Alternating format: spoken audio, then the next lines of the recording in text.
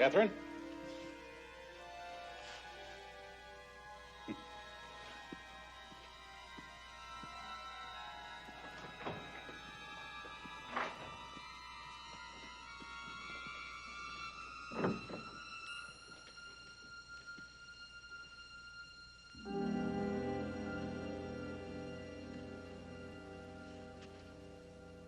What are you doing here?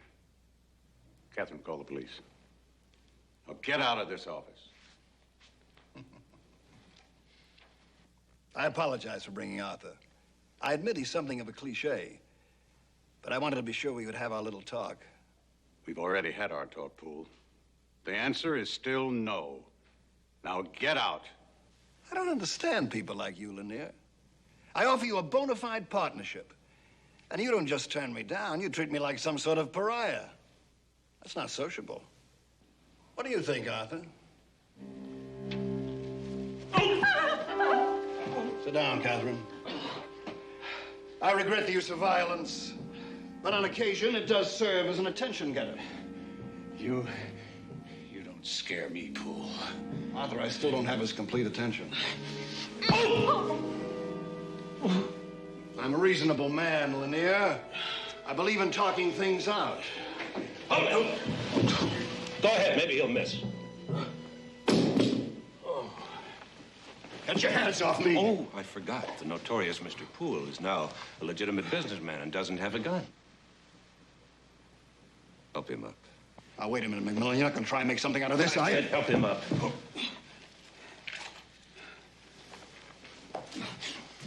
It's like the old days, isn't it?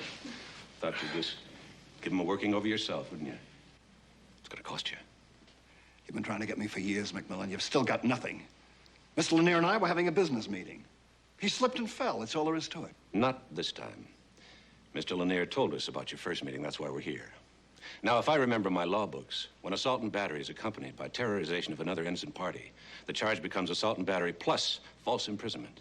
And that, Mr. Poole, is good from 1 to 10. Read him his rights. Mr. Poole, you have the right to remain silent. If you give up the right to remain silent, anything you say... Too much? Is that a question or a statement of fact? Too much.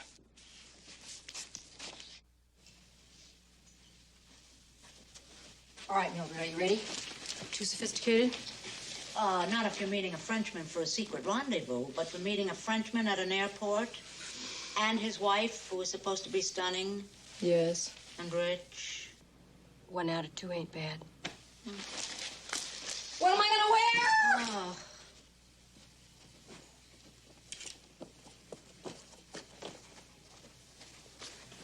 I'm stumped.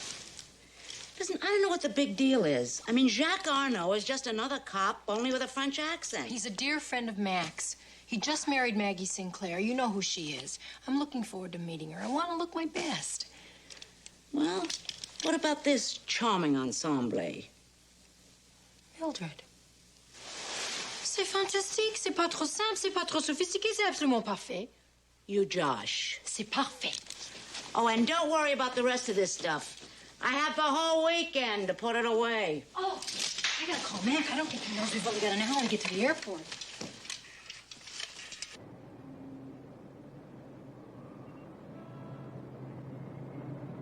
Well, I wish we could pin him with a lot more, Mac, but at least we've got something.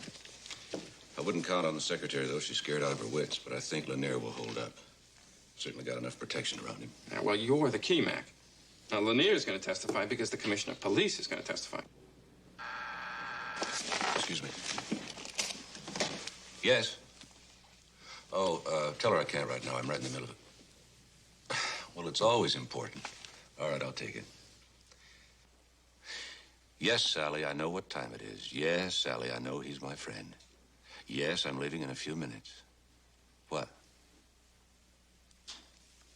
Oh, well, that sounds like a wonderful outfit. Right, I'll meet you at the airport. Goodbye. Sounds like you've got an appointment. And so do I. Look, we can touch base on this later in the week, Mac. Thanks for the visit, Frank. And this time we're going to nail Poole. Bye, sir. Commissioner, I'm worried. I think I should tell you that there's a rumor out on the streets that Poole has a contract out on you. I think it's true. Well, I certainly wouldn't underestimate Mr. Poole, sir. I better get going. You know, it was just about a year ago that Inspector Arnaud was here, wasn't it? International Police Conference. Well, give him my regards, would you? Shall I also convey that sneaky little look? Oh, well, I was just thinking about the inspector getting married. Didn't he say last year that he was going to stay a bachelor no matter what? Sure, he said it. I think he believed it. I think I'll walk with you.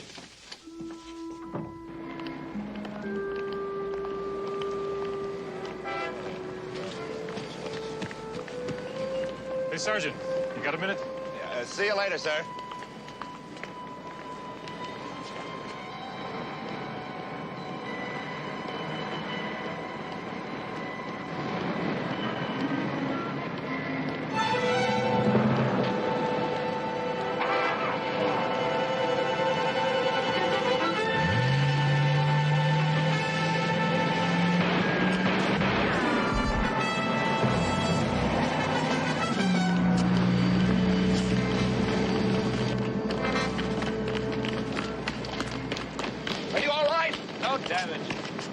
Those rumors are right on the button. Raymond Poole is not wasting any Doesn't time. have to be Poole. It could have been anybody else. Oh, you mean someone's going to take a shot figuring that Poole will get the blame? Could be. Either this guy's a lousy shot or he's deliberately trying to miss me. Well, maybe Poole was only trying to scare you.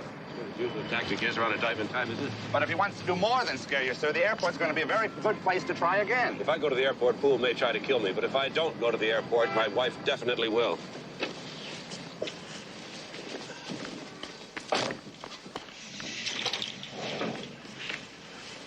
Where do you think you're going? To the airport? All right. But on one condition. Not a word to Sally. Commissioner, I promise you, Mrs. McMillan won't even see me.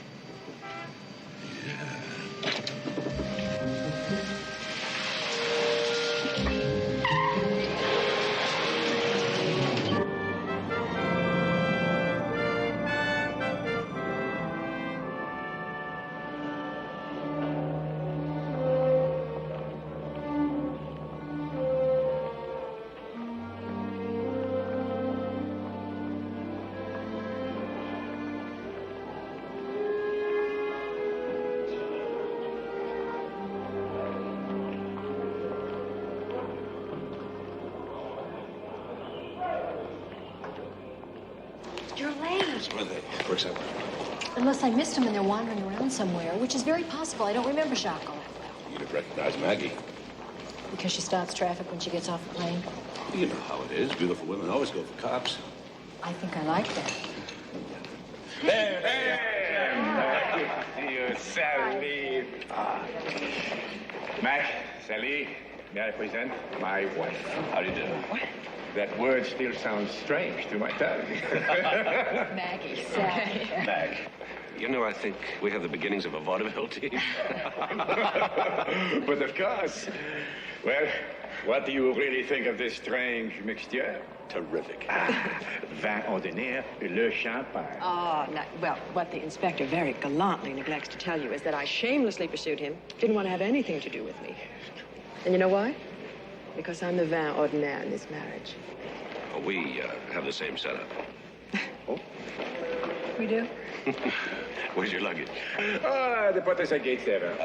It is good to see you again. And you, Jacques. Oh, tout va bien. Tout va très bien. But that's good. That's good. Except one thing. There remains the task of facing my new father-in-law. Don't tell me he still doesn't know you're married. Oh, he knows it all right. The question is, will he get over it? Apparently, Monsieur Sinclair does not take kindly to a fait accompli. Well, that's why he's not here. Yes, Justin R. Sinclair, renowned industrialist, confidant to presidents, diplomatic representative to nations large and small, is home pouting. But don't worry, I will have him purring like a kitten by sundown. And, oh, he doesn't know it yet, but he's going to give us a really super party on Saturday night, and you will please come. Yes, you're on. Good. Ah, good. Eh, Potter! But Why is he following us? Who? Sergeant Enright. I spotted him before, sort of flitting around, hiding behind things. Why is he acting so funny? Well, he's just checking on something. I wouldn't pay any attention to him. Oh, that's all it is. Thought maybe he had a problem or something. Well, there's just one. Keeping out of sight.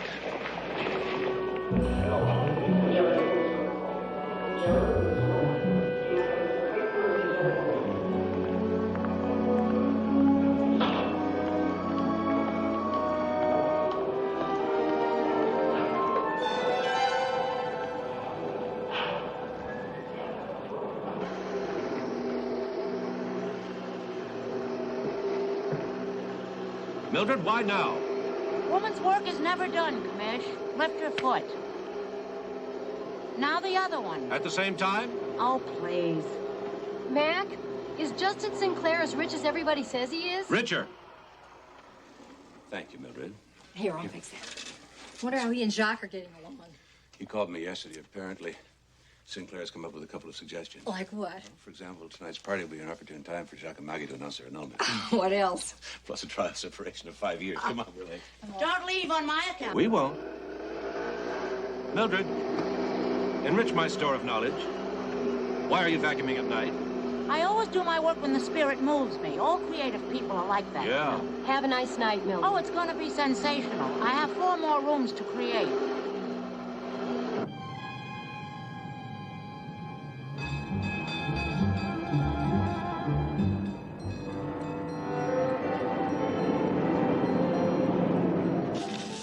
How was your day today? Oh, the usual. You know, I met Sinclair a couple of times. Seems like a stubborn old bird. I'll bet Maggie's got him wrapped around her little finger.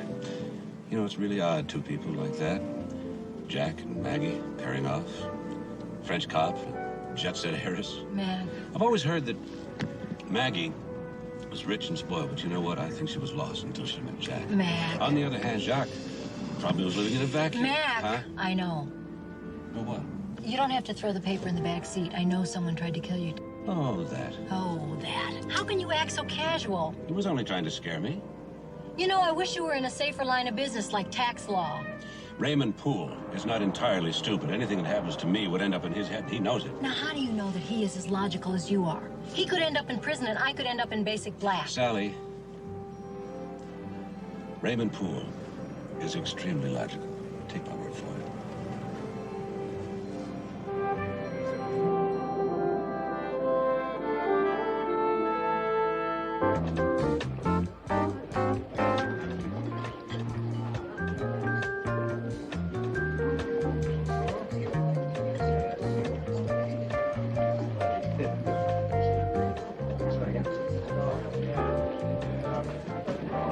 I ought to have my head examined. How did this thing turn into a celebration? You're always look sweet.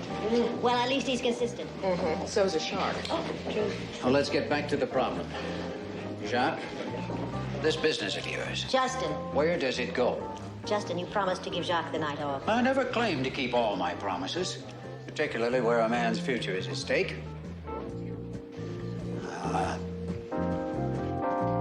Now, here's a perfect example of what I'm talking about. 2 exalted cops on top of the heap, and between you, you don't make as much money as a tongue-tied insurance agent. Oh, that is exquisitely subtle.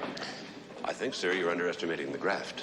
Well, all I'm really trying to do is to point out that Jacques has a few responsibilities now. He cannot play Sherlock Holmes and be married to Maggie Sinclair at the same time. So far, so good. All right, I'll put it another way. I am 73 years old, and maybe I'll get to be 74, but the doctors aren't all that sure. I really wish you wouldn't talk like that. I am talking like that because there are times when these things need talking about. Eileen here has been running Sinclair International for the past 6 or 7 years, and doing a damn fine job. Now, you and Eileen get along very well. You always have. Now, when I go, my share of the company is going to be put in your lap. That way, I'll know that Eileen is going to stay right where she is, keeping Sinclair on an even keel. Daddy, do we have to talk about that now? Besides, what about Sharon? Oh, your sister's well taken care of. You don't have to worry about her. Anyway, I've already told her about this. Now, and as for you, I hate to say it because I still don't approve of this marriage, but you have a pretty good head on your shoulders. Sinclair International can use you. At least that's what Eileen thinks. Oh, very much so, John. No less than the ambassador, no matter how unappetizing he makes himself. Merci. You flatter me, Ambassador. But as you yourself have pointed out more than once, I'm a pretty old dog set in his ways. I like being a policeman. Well, it's long been said that money is power. And power certainly is the way of this world. I think you'll change your mind.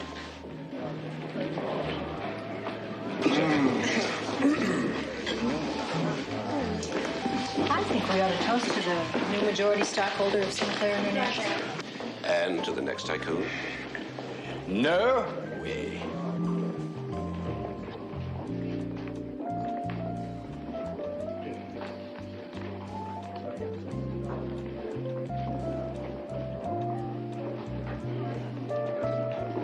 Thought you weren't going to let it bother you.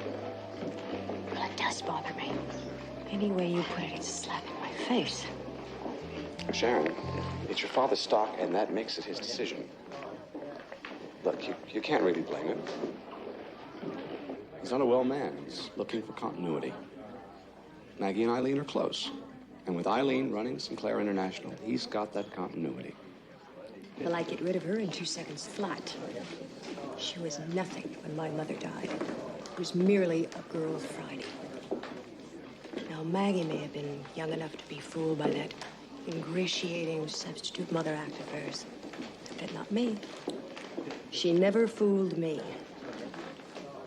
And she's got the bottom line, that Miss Eileen Cole. She's got complete control of Sinclair International. Don't you think that's a pretty insupportable statement? Eileen's had 25 years to work on the ambassador, but he's still leaving his stock to Maggie. Well, of course, darling, obviously. He and Maggie have just always had that very special rapport.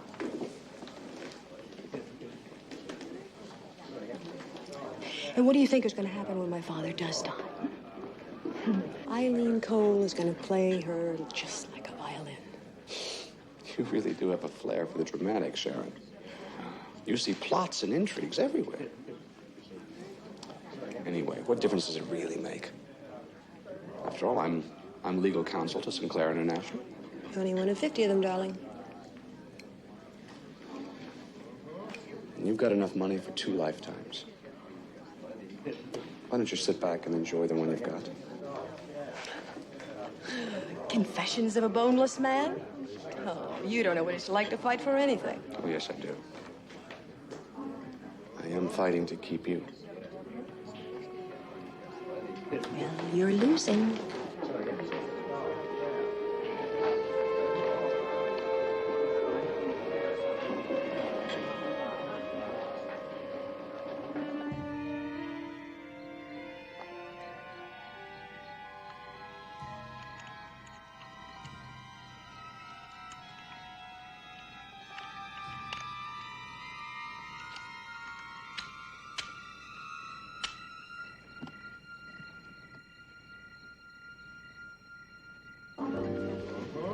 Tasted these spinach puffs? No. Oh, they're so good. They're so many little creamy things. I'm going to gain 20 pounds. Why don't I get you a valise? That reminds me, I had the most fantastic idea. Why don't we go visit them over Christmas? Who? Jacques and Maggie. Who else? They live in Paris. I know they live in Paris. That's the whole idea. Christmas in Paris. What an inspiration. And it just came to you. Well, we would have a free place to stay. In other words, having extracted an invitation from Maggie, you have launched your campaign. You might say that. Mrs. McMillan, would you do me the honor? I'd be delighted. Guard this with your life. Oh, look at that.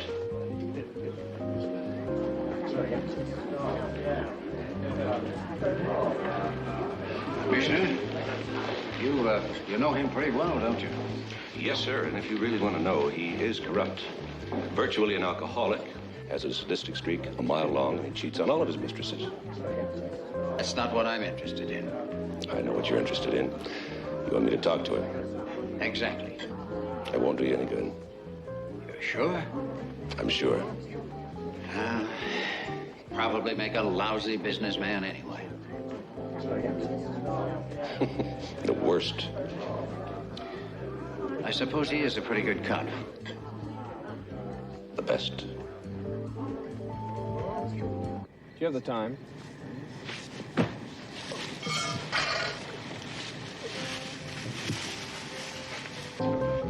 Well, did you launch the campaign? I was fantastically subtle. Of course, he picked up anyway. Don't worry about it. I'll work on him. Christmas in Paris, that is a promise.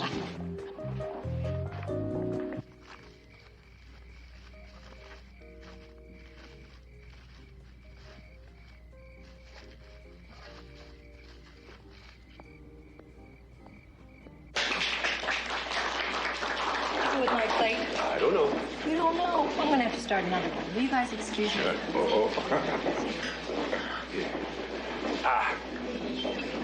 To you and Maggie. To the four of us. You know, Mac, Sally's a fine girl. She has a very special joie de vivre. We've both done pretty well since the last time we saw each other. Those were good times. Good times. You know something? I have a confession to make. This marriage business. I really don't know how good I'm going to be at it. No. I am. Yeah, but we are different. I've lived alone for so long. I've enjoyed being a hermit. Yeah.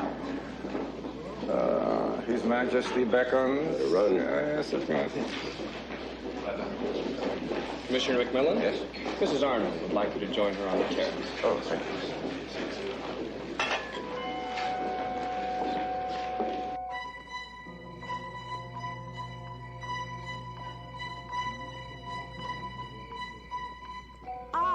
I'm glad I caught you, Mac. Now listen, I'm going to be very direct and very obstinate. Something about Christmas in Paris? Aha, exactly.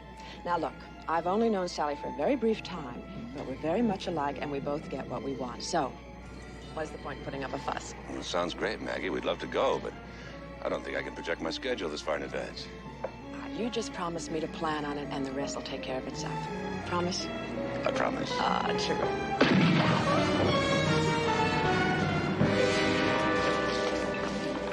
Somebody get a doctor. I'm a doctor.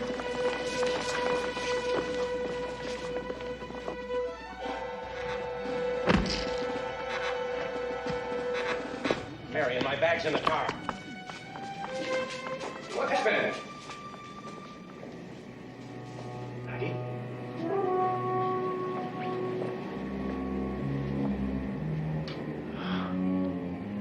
Maggie.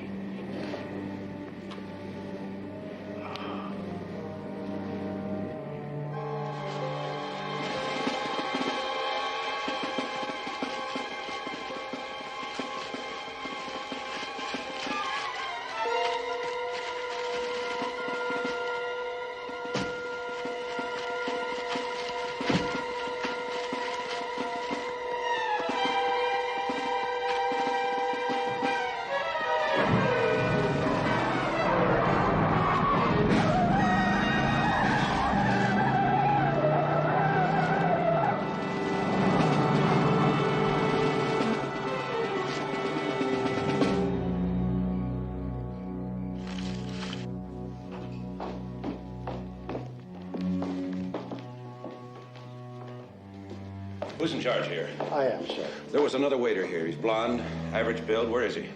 I don't know. I don't have anyone who looks like that, sir. Ma'am. She's gone.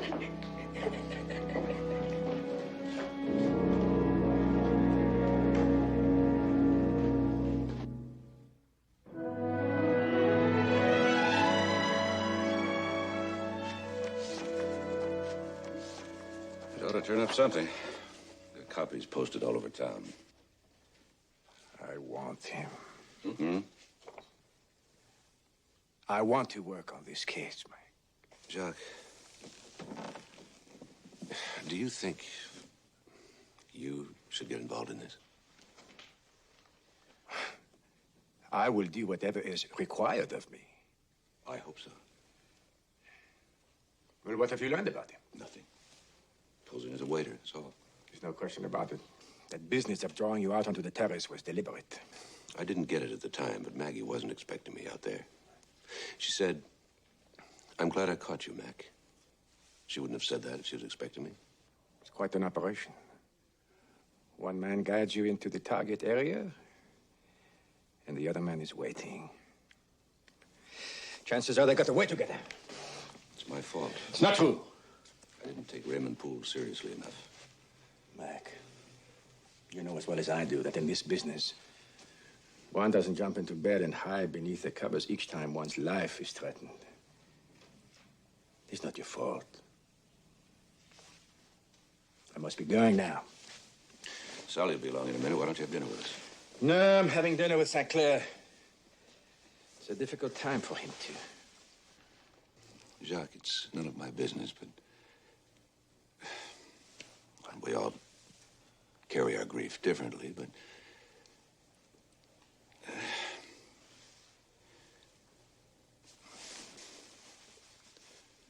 are you all right? Mac, my good friend, my wife has been murdered. And for me, this is the single greatest tragedy of my life. But Maggie would not want me to wallow in it. She would want me to go on and to catch her killer. And this I will do. With your help. We owe that to her. And as for me, well, we will take each day, yes? I'll get him, Jacques. I'll get Raymond Poole, I promise you. That won't be so easy from what I've heard. No, it won't. He's got an airtight alibi. You know, sometimes one is tempted to apply a bit of pressure. Except one abides by the rules. Well, of course. And I know back in Paris you're used to doing things your own way. But here I'm out of my jurisdiction, right? Don't misunderstand. I want your help very much. I understand perfectly. When I am a guest, I always abide by the rules of my host. That's all I ask.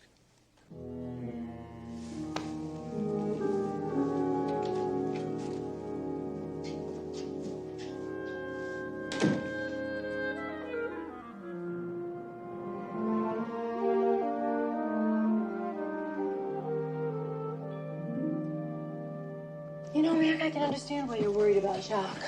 I'm not worried. I'm just concerned. Well, I don't know why you let him work on the case anyway. Because he wants to. I know, but it was his wife that was killed. Aren't you afraid he's going to blow his cool? I'm more concerned how he reacts when this investigation is over, when he'll have nothing to concentrate on. Mrs. McMillan, are we going to move? After I just spent all that money for the new drapes? The game, it's your move. Ah, I thought it was your move. Let's see. Mildred.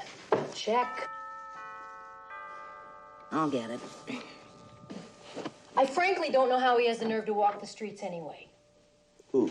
Raymond Poole. He's a killer. Not till we prove it. Hi, Jacques. Ah, Sally. Hi, Sergeant. Come on in. Can I get you boys something to eat? Un café, s'il vous plaît. Ah, moi aussi, s'il vous plaît. How you feeling, Jacques? I said what? How you feeling? I'm fine, thank you. I wish you would stay with us for a while. No, I would only be in the way. You would not be in the way, would he, Mag? Well, he's a big boy. How's everything? I'm exhausted, sir. Incidentally, Raymond Poole has been an absolute Boy Scout since we're onto him. Mike, do you know a man named Morrison? Jake Morrison. Jake Morrison. Hey, wasn't he associated with Poole years ago? Yeah, they were partners. Correct. There was a power struggle and Morrison lost. Put it mildly. Whatever happened to Jake Morrison? Ask Jacques. He seems to be the current authority. Whatever happened to Jake Morrison? Well, thanks to your files, it seems Mr. Morrison has dropped out of sight. But perhaps if we can locate him, he just might relish the opportunity to settle an old score. That makes a lot of sense. Well, let's find out where he is and talk to him first thing in the morning. Bon. Je comprends, Commissioner. Charlie, you forever surprise me. Merci. Actually, the good inspector here has been helping me to brush up on my French. Sergeant, we can continue your lessons on the way back to headquarters. Headquarters? You must help me to locate the current address on Morrison. Now? But of course, if we are to get to Morrison in the morning, we must find out where he is tonight. N'est-ce pas? Oui. Au revoir, Commissioner. Madame, back to the pits. See you in the morning, Mac. Bonsoir, Sally. Where's your coffee? There is no time, Mildred. No time. Well, let's McMillan have some coffee.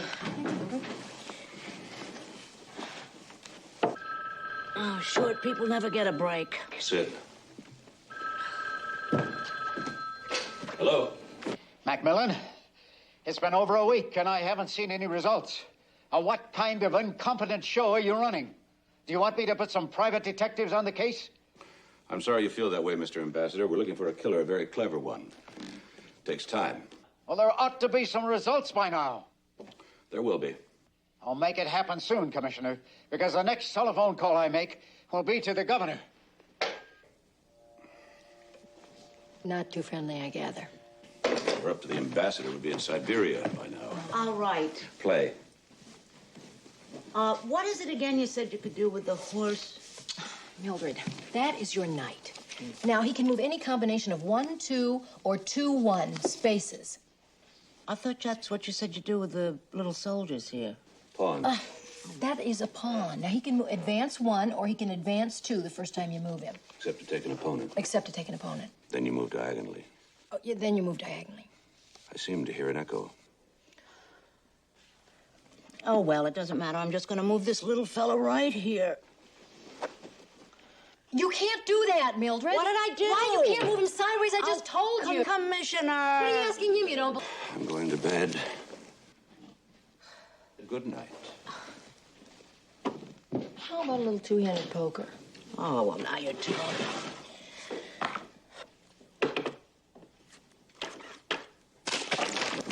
I'm going to bed.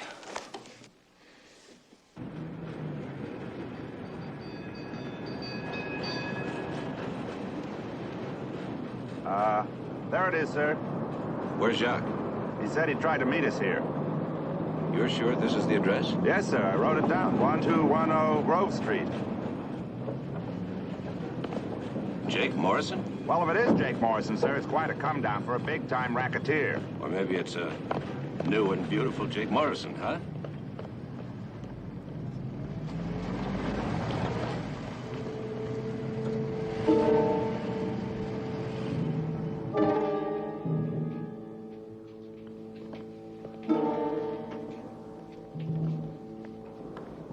Hi, may I help you, gentlemen? Yes, I'd like to see Mr. Morrison. Oh, hold on a minute. I'll see if he's in his office.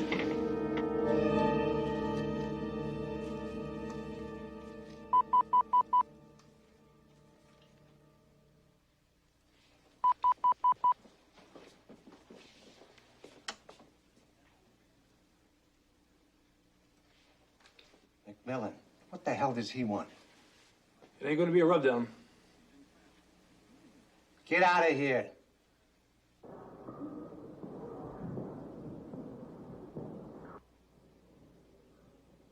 He doesn't seem to be in. Why don't you try again? Yes, sir. Why don't he take off? I'm not here, McMillan. Beat it. They're coming in. Clear it! Come on over here.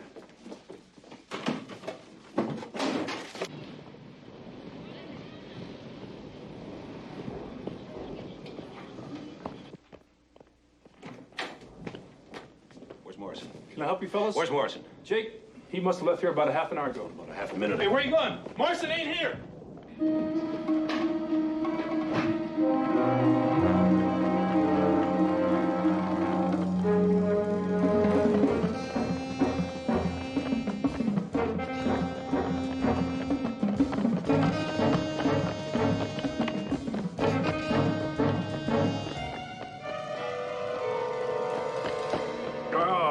I'm afraid that this gentleman and I collided. You are right, monsieur. What is this? Pardon, I'm sorry. Can a guy jog around the block anymore? You do have a sense of the dramatic, don't you, Jacques? Oh. I don't know what's going on, but you got a case of false arrest on your hands, Commissioner. You notice everybody's concerned with false arrest these days, Sergeant? I just want to talk to you. Why don't we go back to your office? Who is this Frenchy guy, anyway? Foreign exchange program.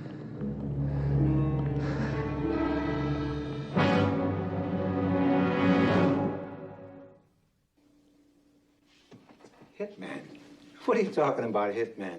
What would I know? Because you're smart, Jake. You keep your eyes open. Hey, look, I've been out of the big time 7, 8 years now. If Ray Poole wants to slug it out with the cops, let him make the papers. Me, I'm flying straight these days. I don't know from nothing.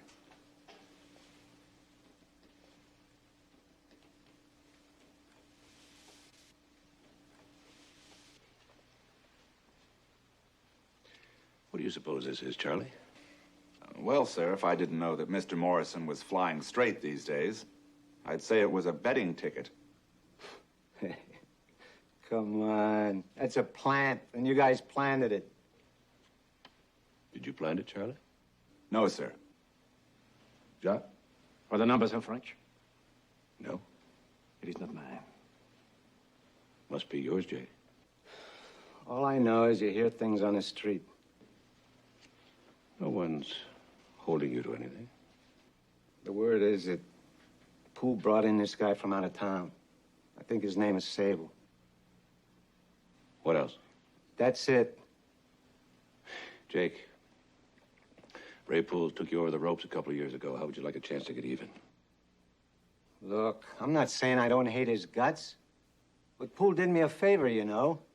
My blood pressure's down 50 points from the old days. Well, the thing is, Jake, I really need you. Why me? I don't want to get involved. There's guys out there with meat hooks, you know.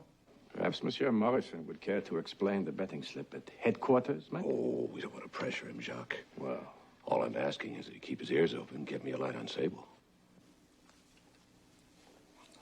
All right, I'll keep in touch.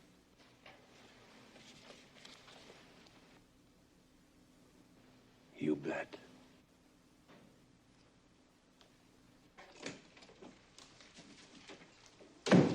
Here we go, sir.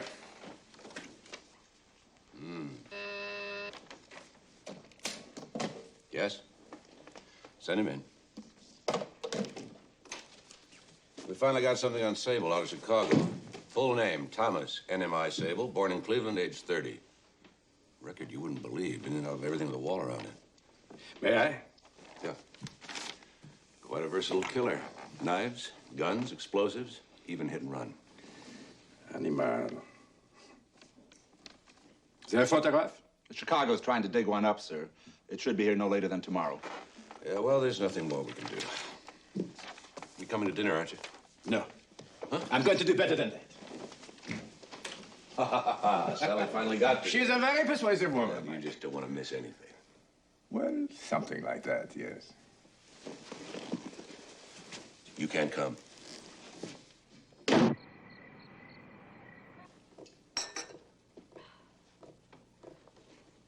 Mildred. I'm coming. Something like this takes time. Well, what's so complicated about ice cream? Oh, she's making something special. Where's your patience?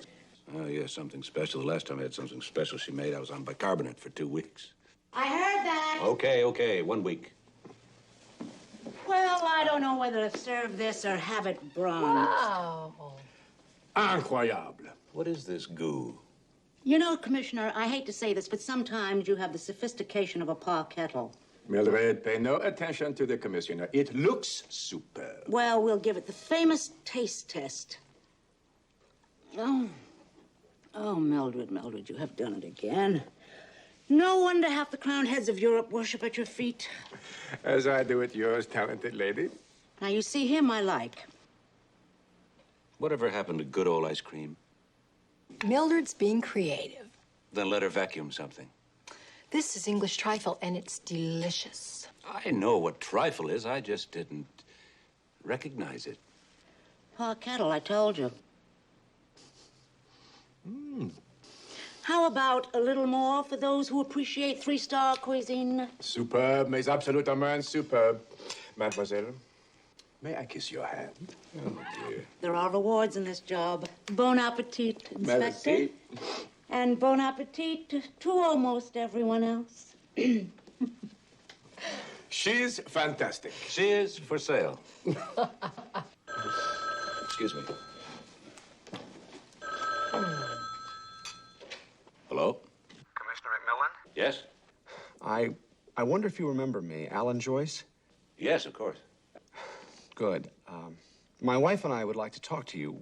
We think, well, that is, Sharon in particular thinks it could be very important. How about tomorrow morning in my office, say around 10:30? That'll be fine. Thank you, Commissioner. We'll see you then. Goodbye.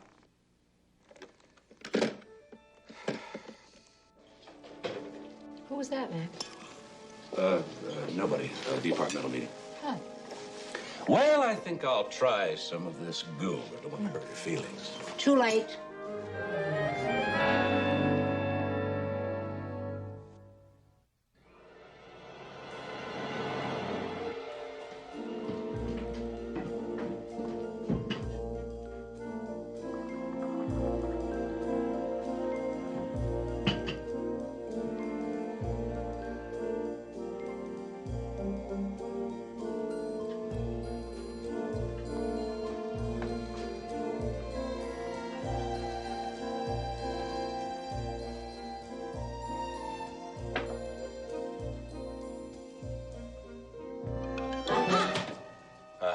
I see you have capitulated. I have not capitulated. I have, however, in a moment of weakness, decided to try it. Ah, well, very well. Tell me what you think, and don't spare my feelings. I think I'll have some eggs. Where are the eggs? Move over, Commish. I'll do it. How do you like your eggs? Mildred, I have been known to cook an egg or two in my time. In fact, on those frequent days when you have off, I have perfected a 3-star fried egg and a toasted muffin, which is, in a word, superb. Would you deign to let me toast the muffin? Won't you? Sweet. Ah, last one. One does not slice the English muffin. One separates it in two, thusly. Does one? How nice. Except these won't fit in our toaster. One puts it in the oven. Are we out of eggs again? Look in the 7-day meat keeper. One hesitates to ask why eggs are kept in a 7-day meat keeper. Oh.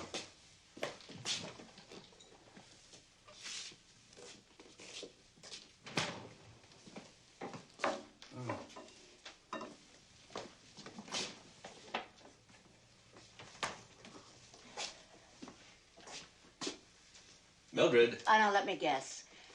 You are looking for the frying pan. Check. Under the sink. Why on earth is everything in this kitchen secreted in cupboards and drawers 12 inches from the floor? I'll tell you what. The next time you're out shopping for a housekeeper, get one that's 6'4", will you? And then everything will be nice and high, just the way you like it.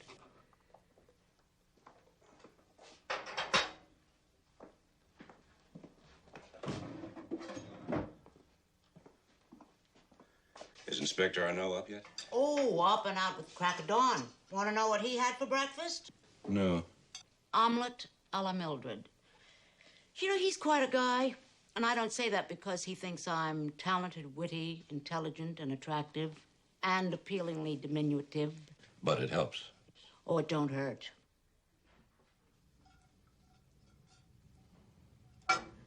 Mildred. Oh, say, I am sorry about that. I had my heart set on fried eggs and toasted muffins. Yeah, well, why don't you just have the eggs with a side of trifle? Blech. You are a picky eater, aren't you? Listen, I think this must have fallen out of his luggage. I'll give it back to him. You don't suppose he left that behind for me to find, do you? Sort of a romantic symbol? I doubt it. Me too. Yes. Mr. and Mrs. Joyce are here, sir. Send them in.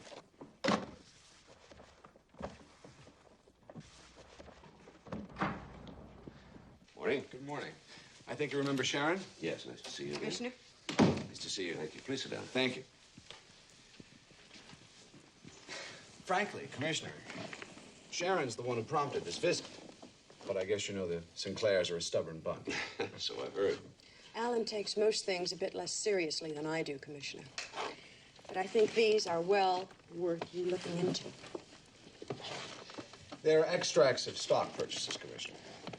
Recently, I discovered that a rather large amount of Sinclair stock had been acquired by various holding companies. When Sharon learned about it, she became a little upset. Very upset. Every one of those holding companies is owned by Raymond Poole. Poole? Why would he be interested in Sinclair stock? That's exactly the question. Why? Unless he's acquiring a voice in the company. A big voice. Well, I thought control of the company was vested in the family. Well, that's true, but it's a very divided family, Commissioner. Myself and Eileen Cole. My father really isn't a factor in this.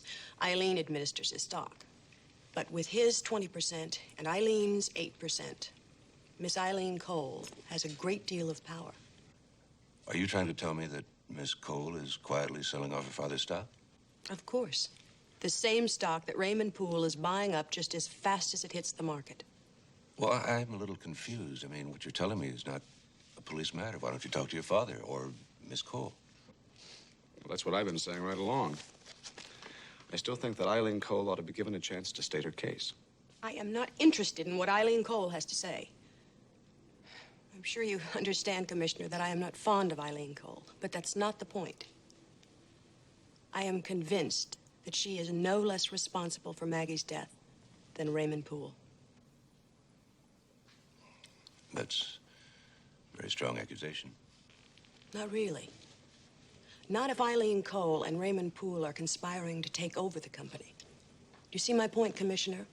If I'm right, then the one situation that neither one of them can afford is that court case now pending against Poole.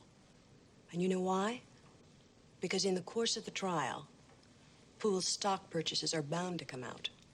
And you know what's going to happen to Sinclair International when that hits the market? The whole bottom's going to drop right out. In other words, what Sharon's suggesting is that Poole and Eileen Cole conspired to kill you in order to kill the case. I'm sure of it. It's nothing but a theory, Sharon. It's a bit unseemly, isn't it? Hanging out the family wash on the heels of Maggie's death? If my sister was killed because of a power-grabbing scheme of Eileen Cole, don't you think it ought to be hung out on the wash? Well, I don't like it.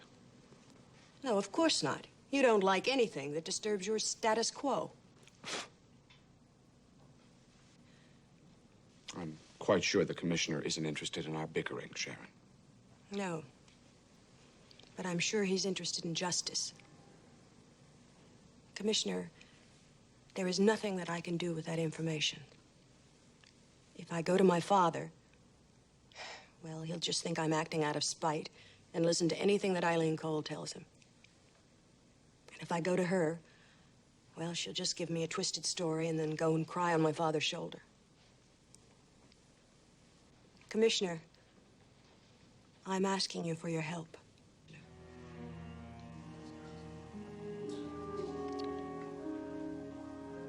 May I keep these? Of course. Thank you, Commissioner. Yes, indeed.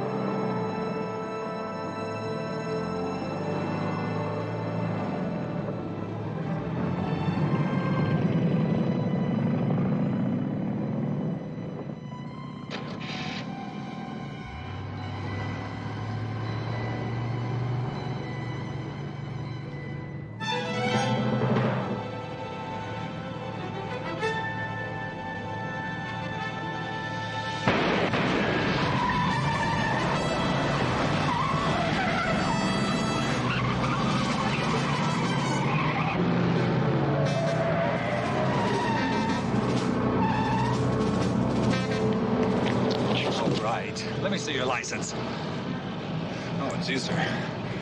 What's going on? Crazy driver.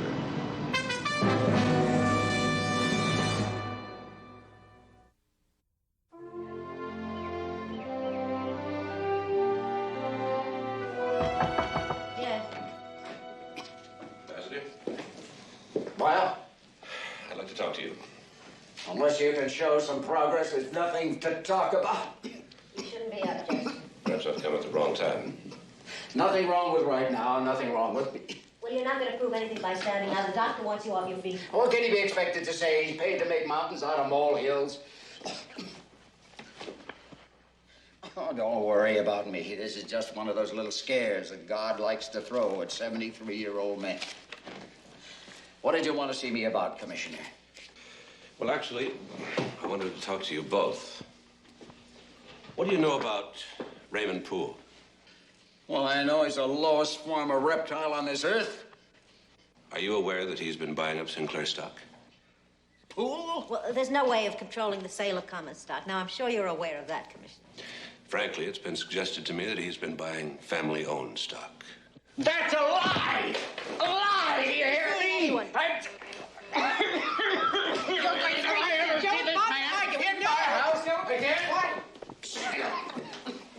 Sorry, I didn't know he was so ill when I called. He's been like that since Maggie. We don't know if it's going to get any better. Why don't we go into my office? It's just in the other wing.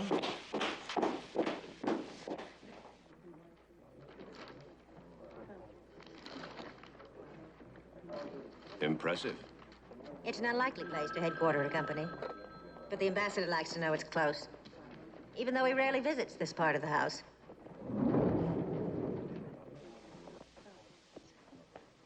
You were right about Raymond Poole. He has acquired a good deal of Sinclair stock. Family-owned stock. That's straight enough. Mind telling me why? Simplest of reasons. Company needs cash. In order to raise it, I floated a certain amount of privately held stock. But I think there's something that you ought to understand right now. That until this week, I had no idea that the purchasing company that bought the stock was owned by Poole. Let's get down to brass tacks, Commissioner. You wouldn't be here unless you suspected some sort of conspiracy between Poole and Sinclair International. And more specifically, between Poole and me. Well, no such conspiracy exists. If it did, I could easily have manipulated the sale of the ambassador stock rather than my own.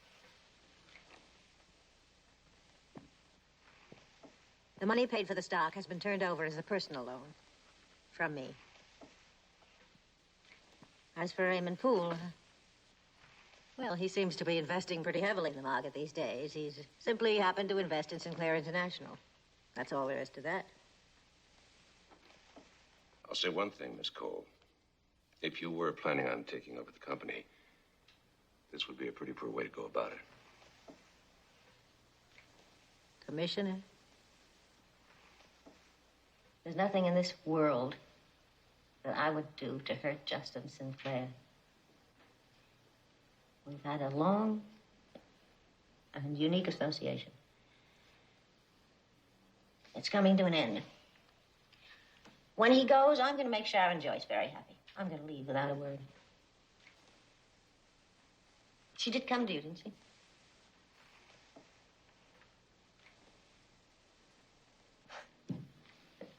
It's funny. Sharon has always thought of me as some sort of a power-mad interloper. I never wanted all of this. Well, when the ambassador dies, it's all going to be Sharon's. And I won't miss it a bit. You had this all ready for me, didn't you? Well, it was ready for someone. When I discovered that Poole had been buying up our stock, I knew there was room for a misunderstanding, particularly from Sharon. Yes? Oh, just a minute. It's for you, Commissioner. Oh, thank you. Yes, Jake Morrison just called in, sir. He's got something. I'll be there in 30 minutes. Thank you, Miss Cole. You've been very helpful. Well, I'll walk you to the door. No, that's not necessary. I know how busy you are. I'll find my way out.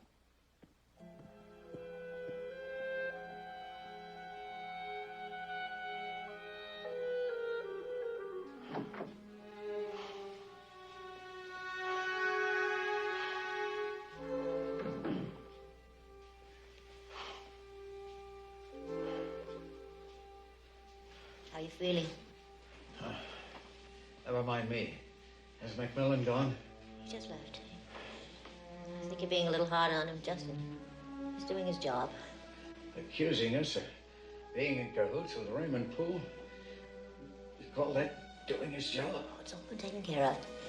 He made an honest mistake. If I thought a man like Poole owned 5 cents worth of Sinclair, I'd never get another night's sleep. I don't want you to do anything. So just take care of yourself.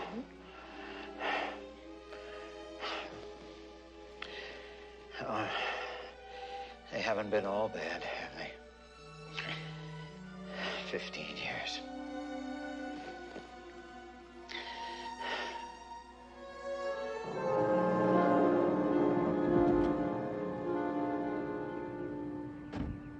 Granary? That's Jake's new lifestyle, sir. Any sign of Inspector Arnault? No, sir, not since this morning. He mentioned something about renting a car. I think he went on out to the cemetery, sir. Oh. Did you leave him a message? Yeah, I left a note telling him we'd be here and to meet us here if we got back in time. Oh, and Commissioner, we really lucked out, sir. Chicago sent us a picture of Sable.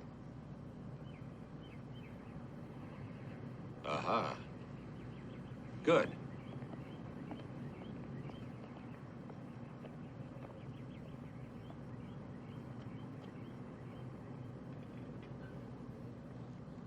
Commissioner?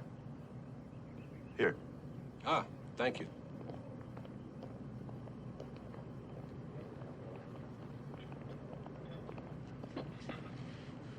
Try the number 3 plate. Terrific.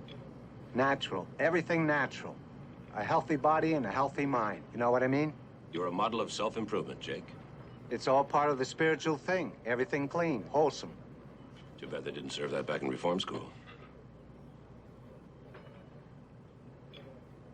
I got a little something for you, but there's no guarantees that go with it. Yeah. 23 Castle Street, apartment 4J. That's all I got.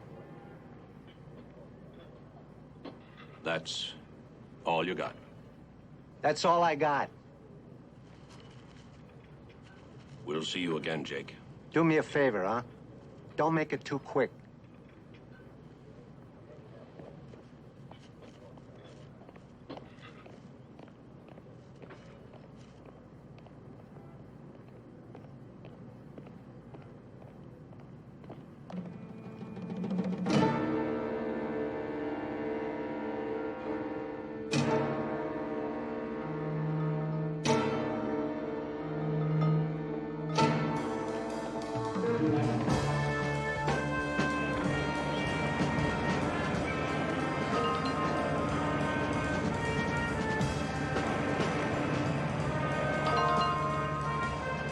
Dale?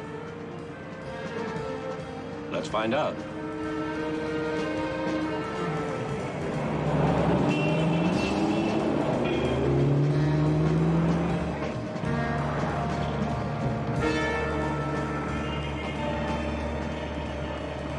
He's pretty good. All right, if he wants to catch us.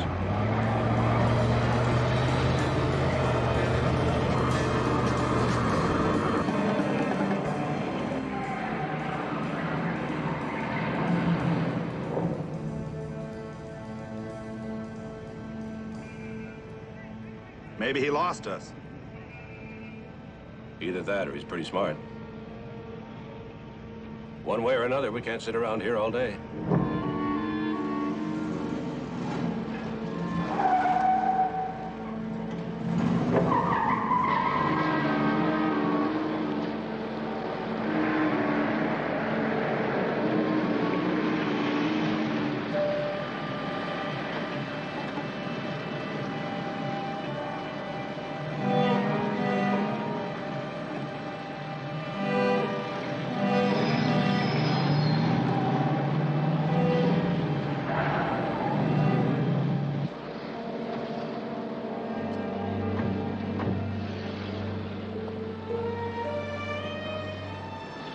Well, I'll be damned. Good afternoon, gentlemen. We have this continuing problem of affecting a rendezvous, do we not? What were you doing tailing us? My dear Mac, I am trying to explain that I have not been telling you. I received the sergeant's note. I drove to the restaurant. I arrived just when you were leaving. I followed your tortured and paranoid path, and now I am here to join you. Okay? Now this Morris, he has some news? An address? It might be Sable's. Then what are we waiting for? Qu'est-ce que c'est? It's yours, isn't it? I don't deny it, yes. It's a magnesium-tipped bullet. It not only kills people, it tears people apart. I know what it can do, We Mac, can't use it all here. right? It's against the law. Now, I may feel the same way you do, but I'm trying to run a police department, not a private club for revenge. Do I make myself clear? Sergeant?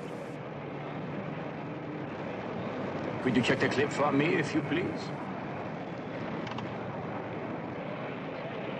They're not mag tips, sir. They're straight slugs. Mac. This one is a souvenir. I've had it for years. I'm sorry. Ça ne fait rien. Well, let us go, huh? No, no. Your car. Mine costs 12 cents a mile. The French?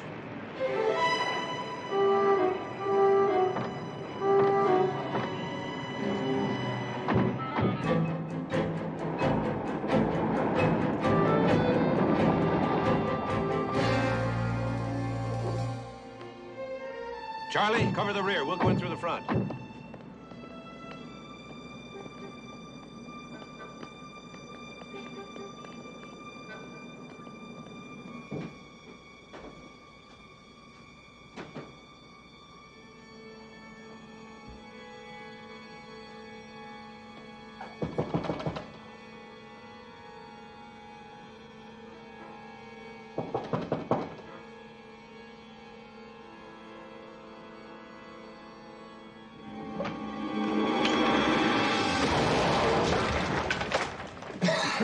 You all right? Yes. We just heard from Mr. Sable. What was it, Mac? Hand grenade. Opening the door primed it. Not the most original booby trap ever made, but pretty effective. Seems I owe you something, Mac. Thank you. One thing certain, Sable didn't set this up by himself. Morrison? Let's go pay him a visit. Me? How do you figure me? Because you're the guy that sent us there. That's crazy. You think I'd set you up and still be sitting here? I'd be in Alaska by now. Not if you didn't expect us to live. Look, McMillan, you squeeze me and I go out and I hustle up information. And I told you right out there was no guarantee on it. How do you think I feel? I was taken too, you know. By whom? Don't worry, I'll take care of you. I'm not interested in your pride. I want to know who it is. I put the word out on the street. At first, nothing. And then this guy I know comes up with the address. And it cost me $100. A guy named Andrew Green. Where's he live? On the other side of Golden Gate Park. Right. You go first this time. He floats around. Maybe he's not even there. Let's take a chance. A guy could get killed, you know.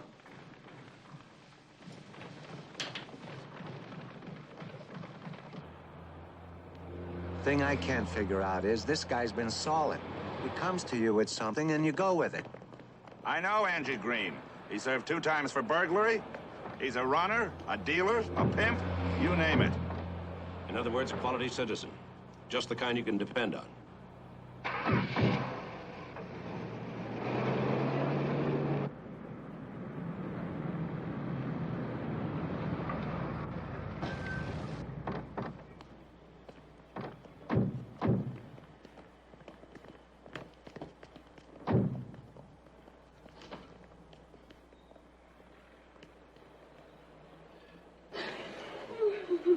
Excuse me, please. Angie Green? Yeah, that's him. Not very popular, was he? Who's she? His girlfriend. She lives here. You're the police? I called the police. Yeah, what happened? She came home from work a little while ago. Found him just the way you see him. She started screaming. I came in. Then I called the police. Mac. Yeah. We'll have the lab cab ticket. What's wrong? The waiter at the party, who was missing, remember? He was tied in with Sable right from the beginning. Right up to the end. Yeah. Let's take a look around.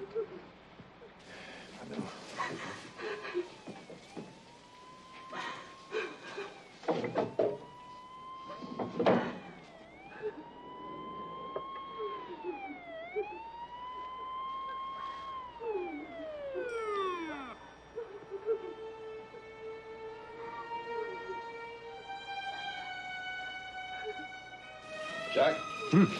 Find anything?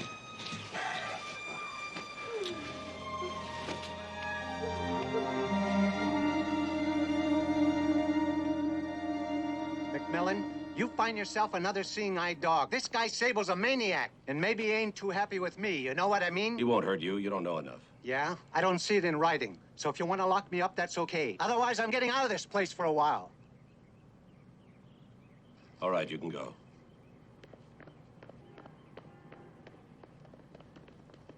Two links to Sable, and they both turned out to be Angie Green.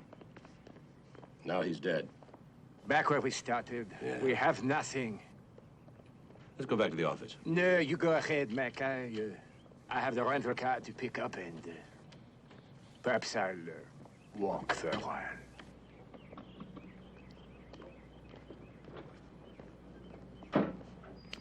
He just said it. We got nothing. Well, I know something we can do. Get the word out on the streets. The police are planning a series of massive raids and arrests. The whole city is going to be turned upside down. It's going to stay that way until Sable is out of the way. Use every pipeline you can. That'll flush him out.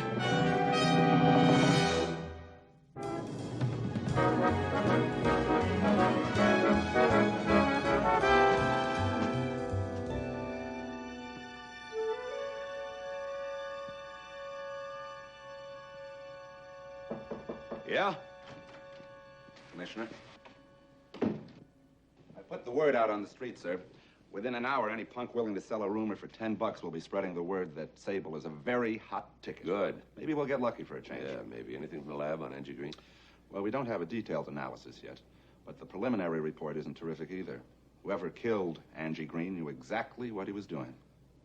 Like Sable, for instance? Yes, sir. Well, it's not Sable. Why not? It doesn't make any sense. Why would he kill Angie? Sable killed Green because he knew that Green was going to nail him to save his own skin. Mob will kill him if he did that. Commissioner, Sable wasn't brought to San Francisco for a sightseeing tour. When I told you there was a contract out on you, I had that information from a very reliable source. I don't doubt that. Well, then you've got to believe that it was Raymond Poole who hired Sable and that this whole thing is Poole's game. Are you trying to tell me this is a pool game? Oh, sir. I'd never say a thing like that. If it is, he's not the only player, and that's your cue. Speaking of players, sir, have you heard from Jacques? No, not since we left Angie Green's. I hated to see him go off all depressed like that. Oh, he's not depressed. Well, he wasn't exactly doing a tap dance, sir. When Jacques' depressed, he's all over the place, looking for clues, searching through files, anything that'll give him a lead. Do you think he knows something and he isn't telling us? Possible. Well, I know he's our friend, sir, but I'm going to put a tail on him. No. He's too good. Well, what are we supposed to do? Wait around here until he makes a move? You can wait around here. Where are you going? Home? I'll wait around there.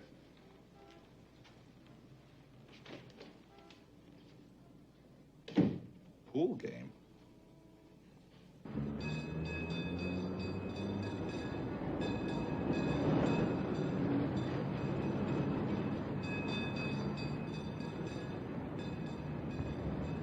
Thank you. Your Paris-France party is on the line. Merci, operator. Alors, Gervais. Inspector, is that you? Listen to me, Gervais. This is very important. Do you know the jeweler Chantier and Company in La Place Vendôme? Reputation, sir. My salary provides little reason to visit the establishment. It is absolutely vital that you contact Monsieur Chantier himself. Have him check his records and find out who purchased the platinum lighter. Leaf Design. Numbers D as in Devilla, 27. 27. Do you have that? Yes, sir. I'll check it out first thing in the morning. Now, Gervais. It must be done now. Sir, it's 2 a.m. in Paris. What can be done at this hour? I don't know, but there's only one way to find out.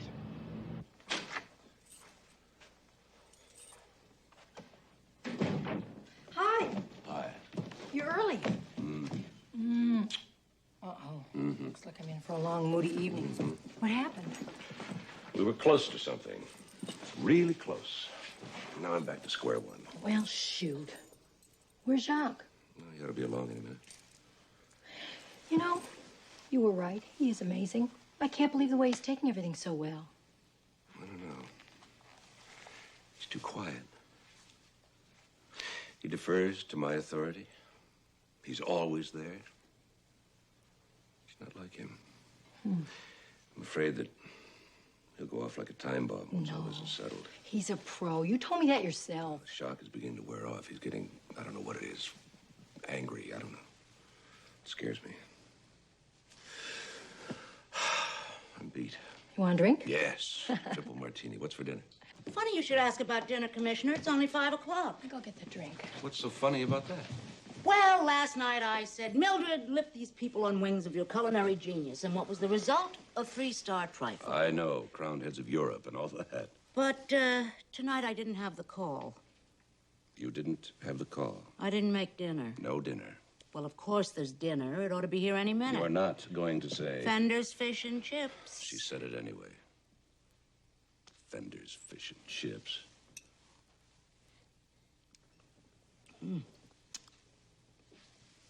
Cheers.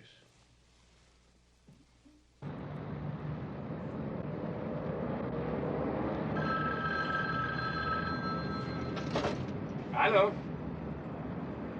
Yes, this is he. Inspector, absolutely no luck, sir. I finally got through to Madame Chantier. It seems Monsieur Chantier is out of town. Madame said he'd be back in the shop by morning. Doesn't she know where he is? Well, not really, sir. She is convinced that Monsieur Chantier is with his mistress, whom she does not know, but whom she intends to shoot at some future date. Contact Monsieur Chantier the first thing when he arrives in the morning. When you have something, call me at 536-6674, Commissioner McMillan's home number. And don't worry about the time. Call me. Inspector, is something seriously wrong? Good night, Gervais.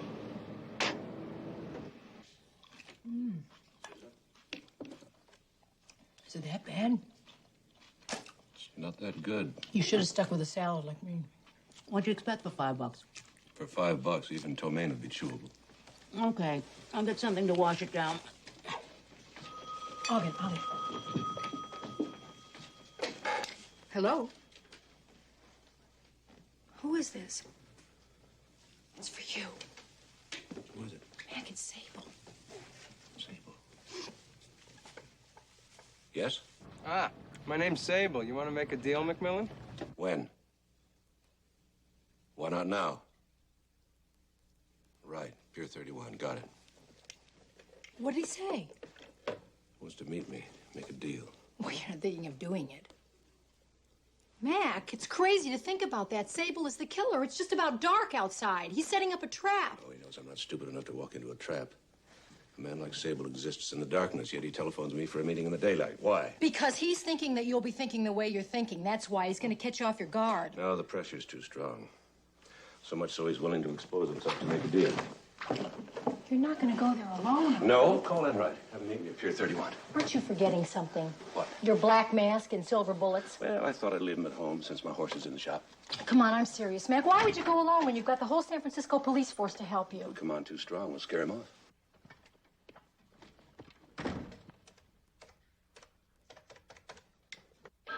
How could Red Riding Hood have been so very good and still kept the wolf from the door?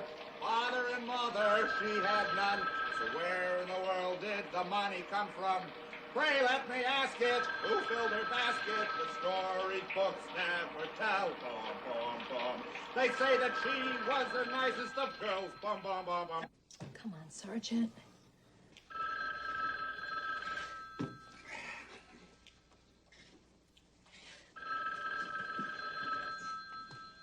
Hello?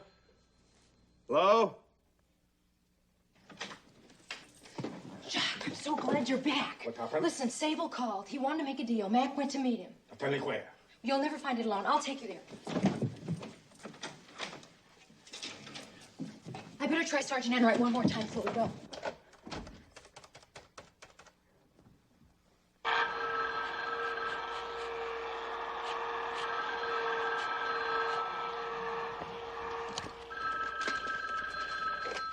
Hello. What?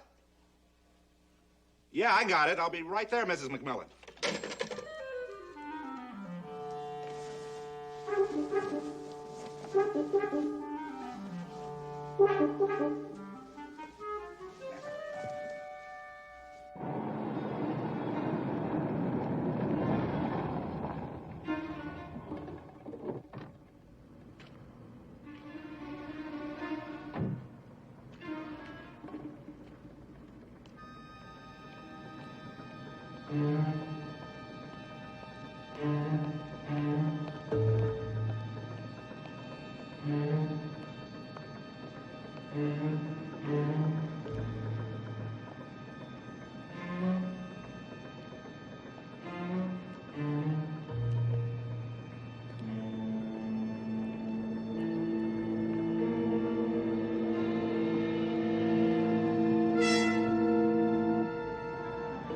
There's Mac's car. He must be on the pier.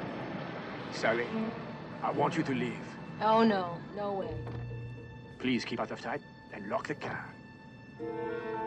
Good luck, Jacques. Thank you.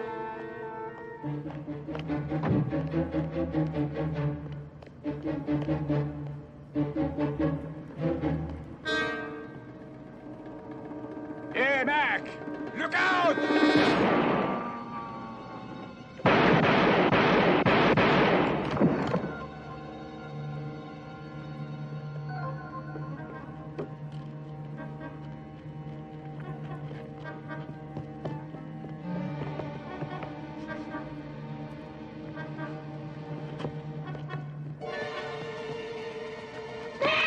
Get back in the car, Sally! Call an ambulance!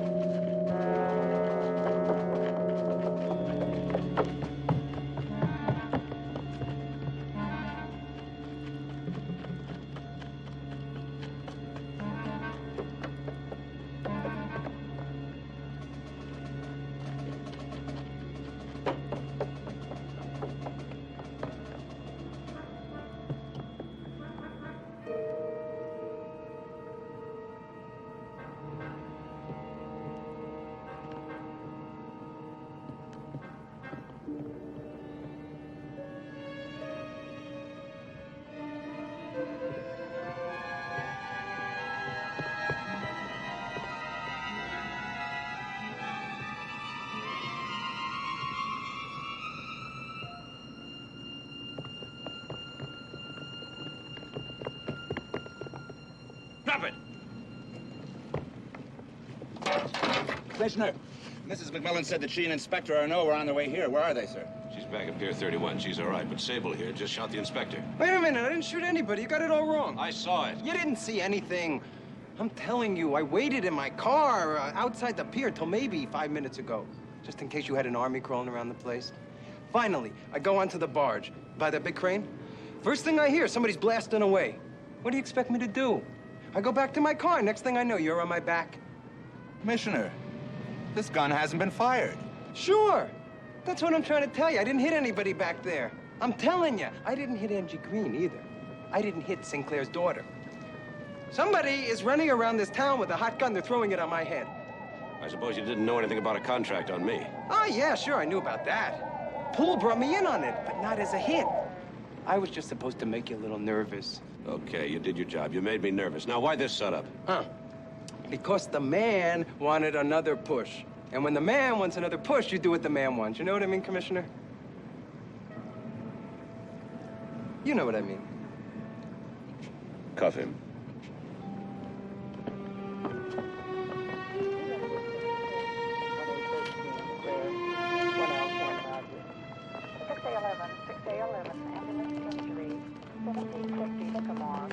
gonna make it? We don't know yet.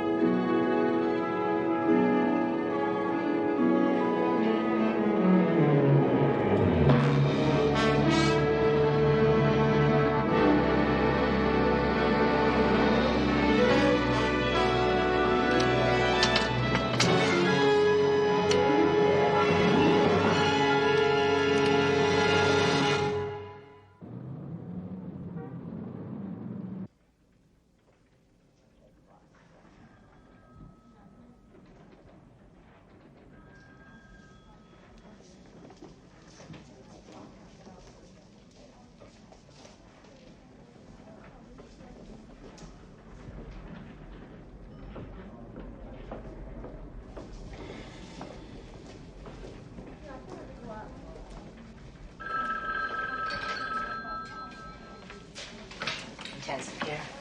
Just a moment. It's for you, Commissioner. Me? Same woman. Oh, it's Mildred. Why don't you take it?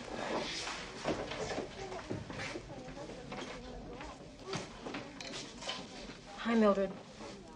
Wait a minute. Do you have a pencil and paper I could borrow? Sure. We don't know yet. We're still waiting to hear. Okay. Uh-huh. Slow down low. Lighter? Do you leave a number? Okay, I'll call you if anything happens, okay. That was Mildred. She just got a call from Paris. Somebody named Andre Gervais. The Jacques' assistant. I've met him. How would he know Jacques was hurt? Well, he didn't, not until Mildred told him.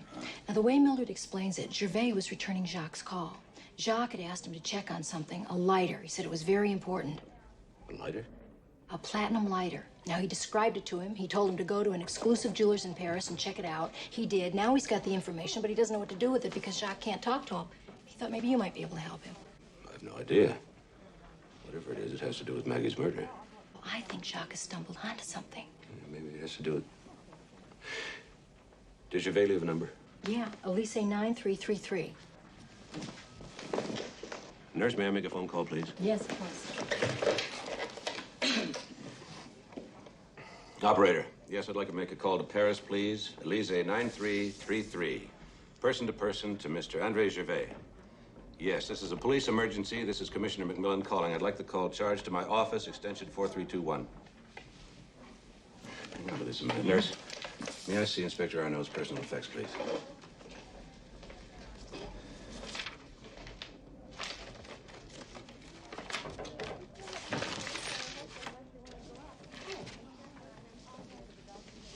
Attendez une seconde. Andre! McMillan! Fine, thank you. How are you? Platinum lighter. Leaf design. Yes, that's the lighter. Apparently, the inspector found it in someone's apartment. The apartment of someone who was killed. MG Green. Nothing. Go on. I visited the jewelry shop this morning. It seems the lighter was one of two items purchased that day by Madame Arnaud. The other was a necklace, also engraved with a leaf design. Who did you say that was? Madame Arnaud. Of course, this was some time before she and the inspector were married, so perhaps I should have said Mademoiselle Sinclair. In any event, the necklace was purchased for herself. The lighter was sent out as a gift. A gift? Do you know to whom? Oh, you're sure? You're not mistaken. Well, all right, thank you. What? Yes, I'll let you know. Yes, thank you, Andre. Goodbye. He's not mistaken about whose name. Doctor. Oh, Commissioner, we got the bullet out. It's gonna be close. We won't know anything for a few hours. Oh, no, he's tough on you. Oh, Commissioner. How's the inspector doing? Well, bullet's out, that's about all. We have to go someplace. Charlie, can you stay here for a while? I'll be fine. Oh, wait, I forgot. I got the egg salad that you wanted. They only had tuna fish on egg Charlie. bread. There's a submarine in there for Enright. I couldn't get any pickles. Make sure no one touches the submarine, Sergeant. Where are we going?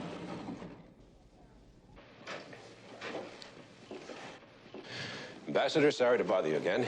Let me do the apologizing, Commissioner. I've been pretty crusty. We heard about Jacques. How is he? He's out of the operating room. We'll have to keep our fingers crossed.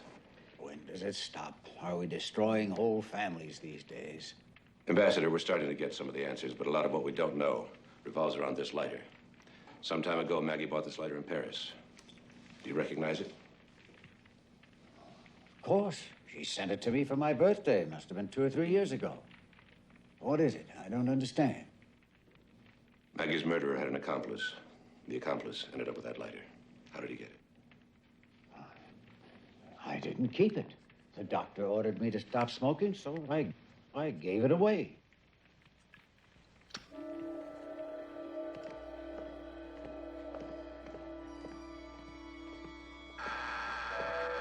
Come on in. It's not locked.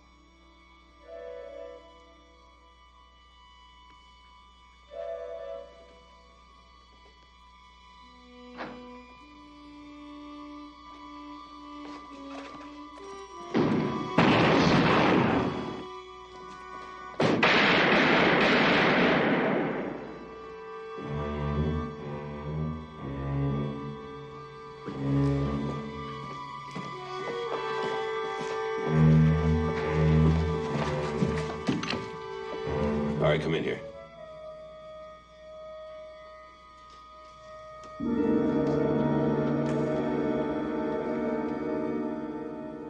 Why did you do it? What could you possibly hope to gain? It wasn't what I had to gain. It's what I stood to lose. My wife was going to leave me. She said I was a loser. I wanted to prove to her she was wrong. You see, with Maggie gone, my wife would have inherited everything. And then, you see, I would have told her I'd killed Maggie. To show her I wasn't weak. And that I'd done it for her.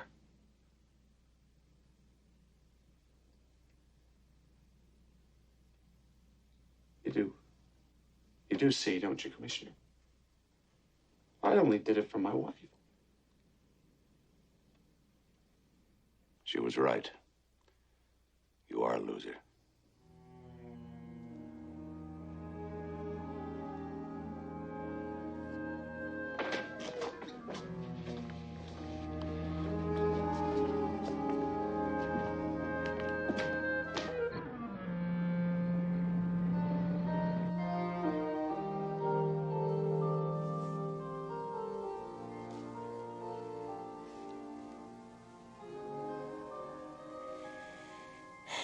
Do you know what time it is, Mac? Time for the rooster to crow. I'm still wide awake. Yeah, so am I. You know, there's one thing I still don't understand. You know the waiter that was killed? Arnie Green? Angie Green. How did he get the lighter? Well, to begin with, he was a compulsive thief. Joyce thought he'd lost it. Green grabbed it when they had one of their meetings. Alan Joyce. I still can't believe it. He's so mild and inoffensive. Sometimes those are the people you have to worry about. Killing Maggie gave him a new lease on life. Boy, when he set that booby trap, he must have been in seventh heaven. A very sick seventh heaven. How did he know you were meeting Sable?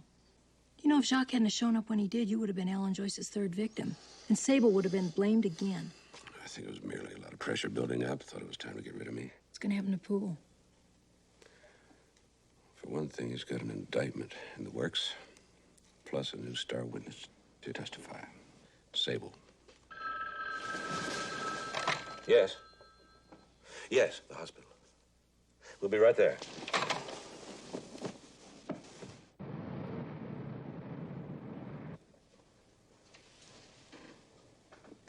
Hello, Jacques.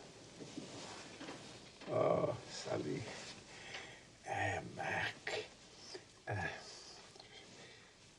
Tu vas bien. Tu vas très bien. Me too. We did it. We finally worked together. You know, Mac, I was thinking, the night of the party, remember when I told you I had doubts about marriage?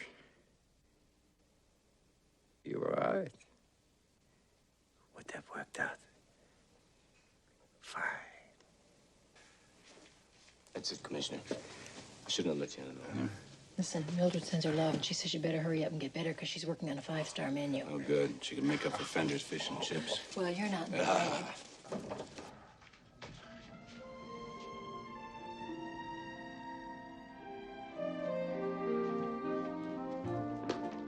Well, it's still early. You want to go home and cuddle? Or we can go down to the wharf, have a nice, huge breakfast. Here. Call her. Tails.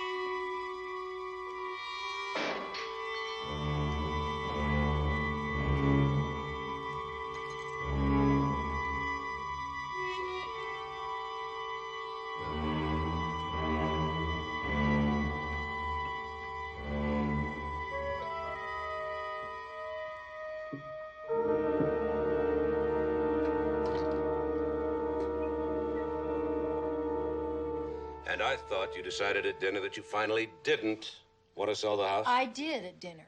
But that was before Mildred spilled the spaghetti sauce all over the tablecloth. What has spaghetti to do with our buying a bigger house? Well, if we had a bigger house, we'd have a laundry. Not to mention a bathroom with a real bathtub.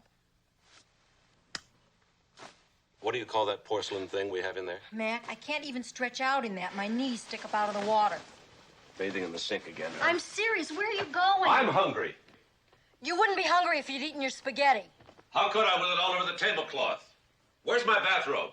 In the laundry with your pajamas, which is why we need a laundry room. Look, am I keeping you from selling the house? It was your decision, not mine. But every time some red-hot prospect comes through here, you put them through the 3rd degree, and then you decide not to sell because they have squinty eyes or they beat their cat. What if Mildred sees you like that? I'll hide behind a roast beef sandwich. Oh, she finished all the roast beef. And the very next buyer we're selling. I don't care if he has 3 heads. I'm sick and tired of people tramping through this house.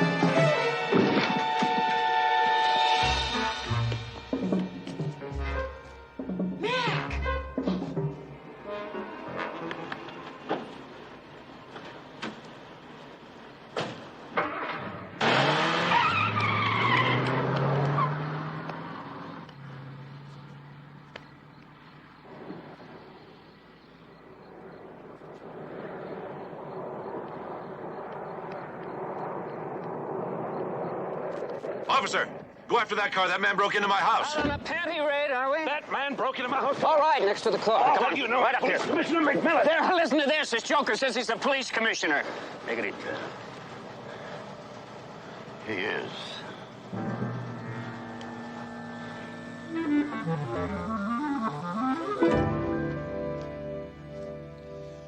Well, did you two guys at least check the alleyway in back of the house? Oh, yes, sir, right away, right after we recognized the commissioner here. Mac, it's gone. What's gone? The silver bowl, the one with your family crest on it. That's what I got hit with. Well, how much was it worth, Mrs. McMillan? How can you put a price on history, Sergeant? That bowl's been in Mac's family over 100 years. Yeah, and that's where we kept our trading stamps. Trading stamps? Anything else? Not that I can find. Why would a guy break into a house to steal one lousy silver bowl? Well, maybe it was somebody who needed a toaster fast and didn't have enough books. You don't steal silver bowls with these, Commissioner? A stethoscope. Oh, paying a house call. Mildred. Charlie put the word out to all fences and pawnbrokers. That bowl shows up, I want it back. And the guy who's unloading it. Yes, sir. Come on, I'm going to have a bologna sandwich, and then we're going to bed. Oh, Mac, I used the last of the bologna on sandwiches for the officers. What? Good night. Good night. Come on.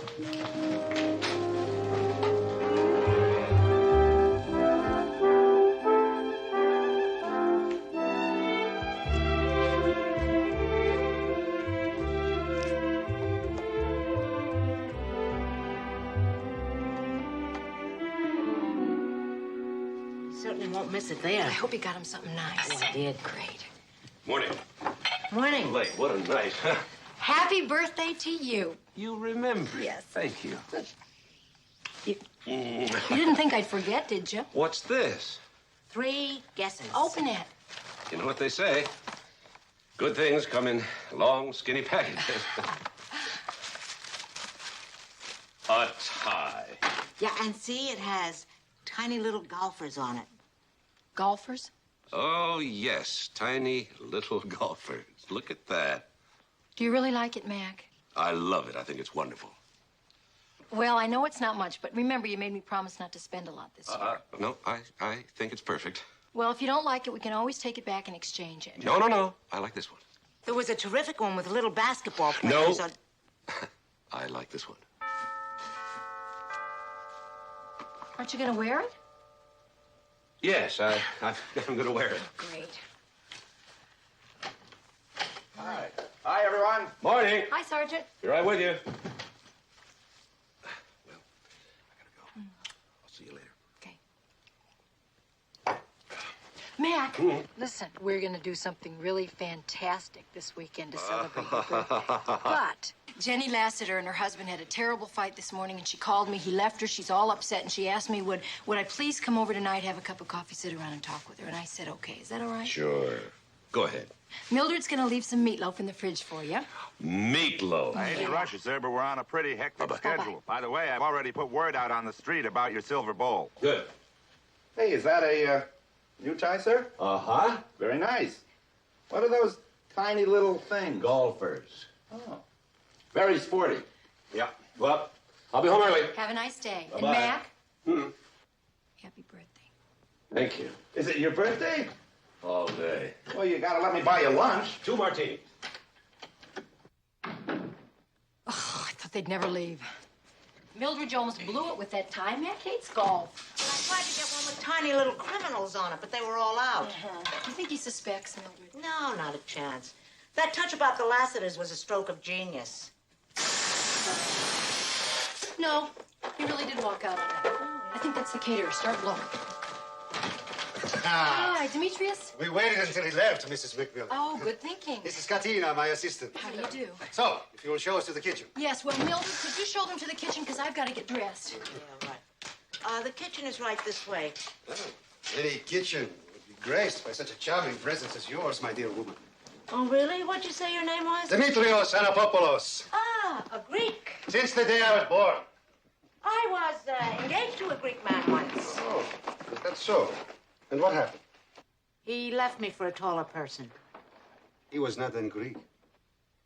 A true Greek understands that the nature of a woman is determined by what she has here. Yeah, well, I'm not too strong in that department either. Ah, you are far too modest, my dear woman.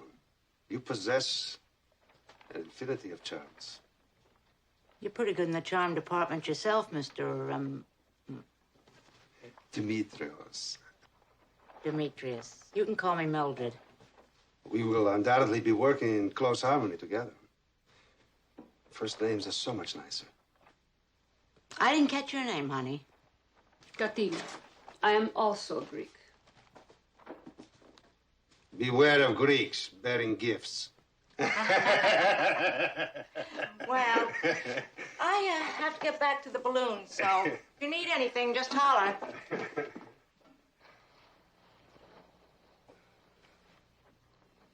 So remember, keep your eyes and ears open. This must not fail.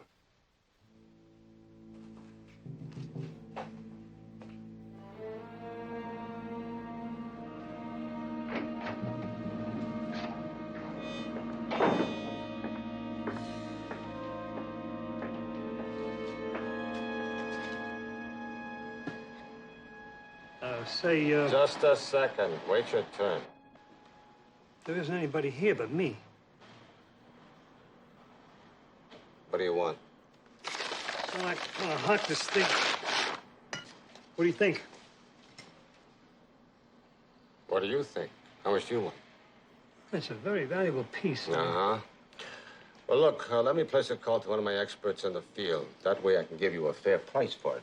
What do you mean? No. Yeah, well, hurry it up.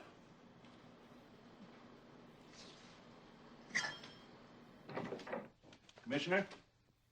We just got a call from the Ames pawn shop. There's a fellow down there trying to hawk a silver bowl that fits the description of the one taken from your place. Good. Let's have him picked up. Yes, sir.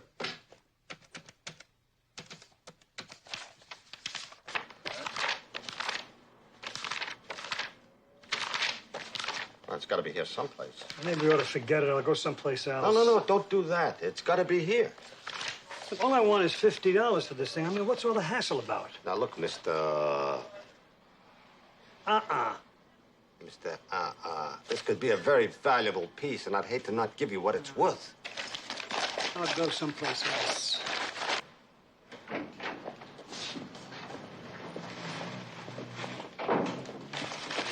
Let's go, Ernie. Oh, no.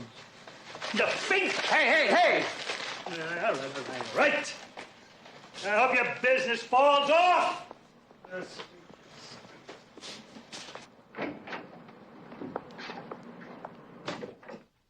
Commissioner, does this look familiar?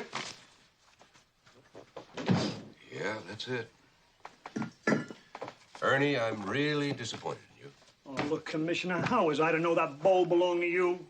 I mean, it's like being a kid in a candy store. You know, you see this luscious all-day sucker and, oh, you know, I grabbed the bowl, stuck it under my arm, sheer habit. If I'd have known it was yours, hands off, you know? I'm glad to hear that, Ernie. And I suppose it was accident that you hit me over the head with it. Now, you know I've always been a man with honor. Yeah. All right, Ernie, let's have it straight. Well, this idiot calls me up, and, well, he wants to know what kind of hollow spaces you have in your walls. And he's willing to give me $2 grand for it. Hollow spaces? Yeah, hollow spaces. I don't know from hollow spaces either. I'm just a second-story man. But you took the job. Not for $2 grand with this kind of inflation. Better believe it. Anyway, I was knocking around downstairs, you know, and that was my first mistake. I wasn't finding nothing at all when you busted in on me. Who hired you? I don't know. Like I told the sergeant, all I have is a P.O. box in Sausalito. See, I was supposed to send him a sketch, and he's going to send me the money. And that's all? I've always been straight with you, Commissioner. Oh, yeah. Well, naturally, with the exclusion of last night. All right, Ernie. I'll make a deal with you. You find out who hired you, and I'll see what I can do. Otherwise, the good sergeant here will unceremoniously throw you in the slammer. And with your priors, I'll personally see it's for keeps. How can I give you a name when all I have is a zip code? Find a way. But there ain't no way. Then you're in deep, deep trouble. Deep trouble I can handle. It's the misdemeanors that'll kill you. I'll try. Thanks, sir.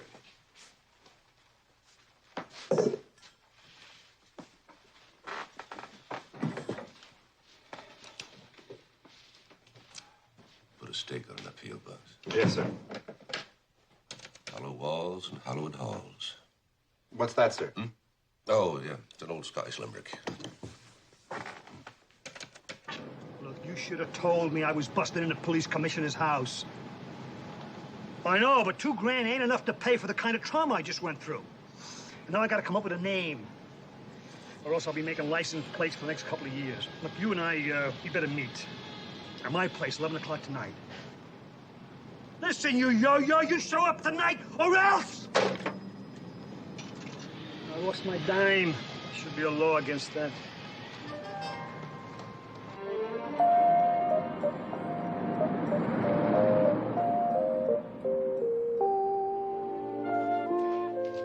Yes, Mrs. Richards, I know how that is. Mm-hmm. I'm sorry, I just can't show the house today. I'm giving a party for my husband tonight. No, actually, it's Mac. He can't decide whether he wants to sell it or not. I guess it's some sort of sentimental attachment. All right. Okay, bye-bye. Hello, Mrs. McMillan. Mr. Harrington, hi. Listen, I hope I haven't caught you at a bad time, as it were. As it is, I'm giving a party for my husband tonight. Oh, terrific. Listen, I got a client outside in the car. Is it okay if I show her the house? Now? Yeah. She saw pictures of the inside. She loves it. I'm sorry, I just wouldn't be able to let you show it now. Look, this is a very special client, Mrs. McMillan. Luciana Amaldi. Luciana Amaldi? Yeah, Luciana Amaldi. Luciana Amaldi? Right. Who's that? You gotta be kidding. The famous Italian movie star. Oh, I guess I just didn't see any of her pictures. I've seen them all. She's a big talent. But better than anything, she's ready to make an offer. That Luciana Amaldi? Right. And even better, she's not quibbling about the asking price. Are you sure that it's our house that she wants to buy? Absolutely. All right, go get her, bring her up, see what we can do. Golly.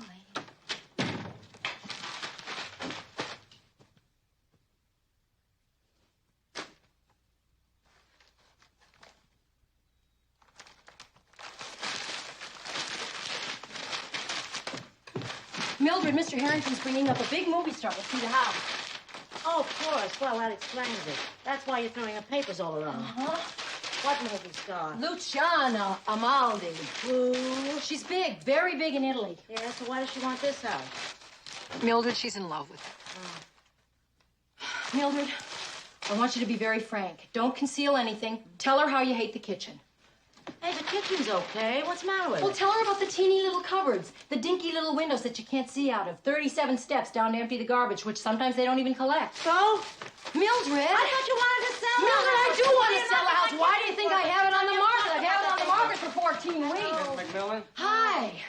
Luciana Amaldi. Oh, hi. Mrs. McMillan. Oh, I hope you'll excuse our dishabille. Nothing could detract from the ambiance of this charming little villa. How true. This is Mildred. Hello. This is Derek Simon. He's directing my new film here in San Francisco. Hi. Mr. Harrington says that you're reluctant, perhaps, to sell? Well, it's not really me. It's my husband. He's sort of set in his ways. One becomes attached to things, I suppose. Lovely.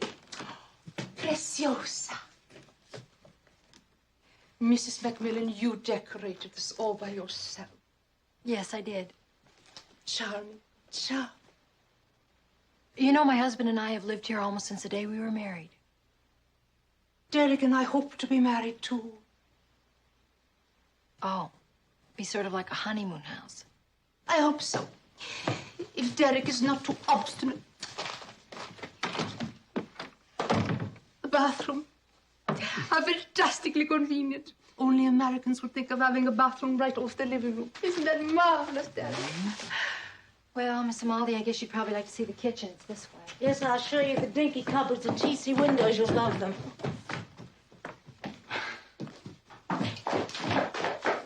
In Naples, you know, we have very small windows.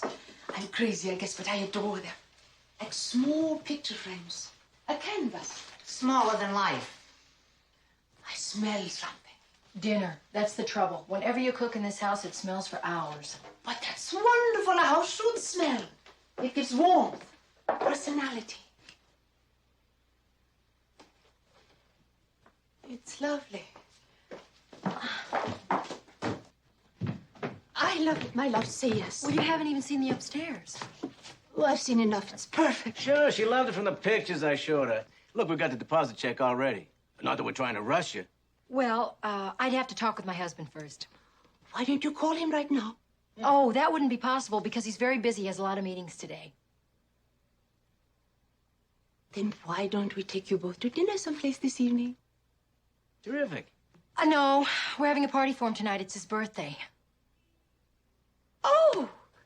Well, maybe for a moment we could drop in and convince him. I'm very good at convincing. I'm sorry, but that wouldn't be possible. Maybe tomorrow. Of course, tomorrow. I'm being impatient as usual. Shall I call in the morning? That would be lovely, Miss Amaldi. Luciana. Ciao. Ciao. Yeah, well, listen, maybe this will give you some inspiration. I'm sorry, Mr. Yeah, cute. Ciao. Mr. Harrington. You really handled that one great. Ah, Luciana Amaldi, what a fantastic film star. She made a picture in my country once. Really? In Greece? Mm-hmm. Well, you sell her the house. I don't know. She just loves it. She's not even arguing about the money. Ah, then you will sell, no?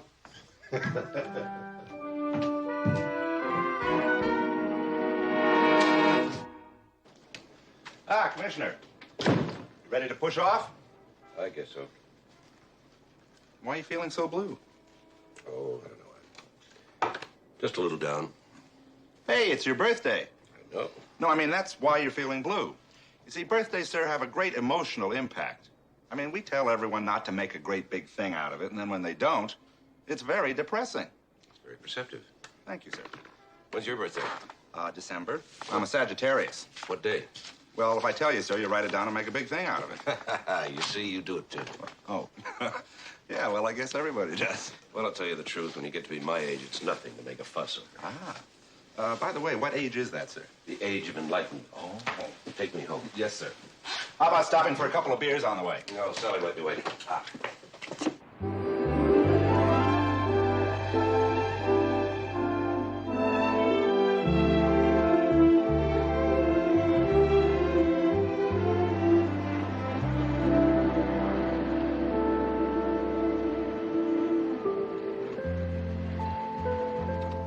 Want to come up for a beer? Why, I thought you'd never ask.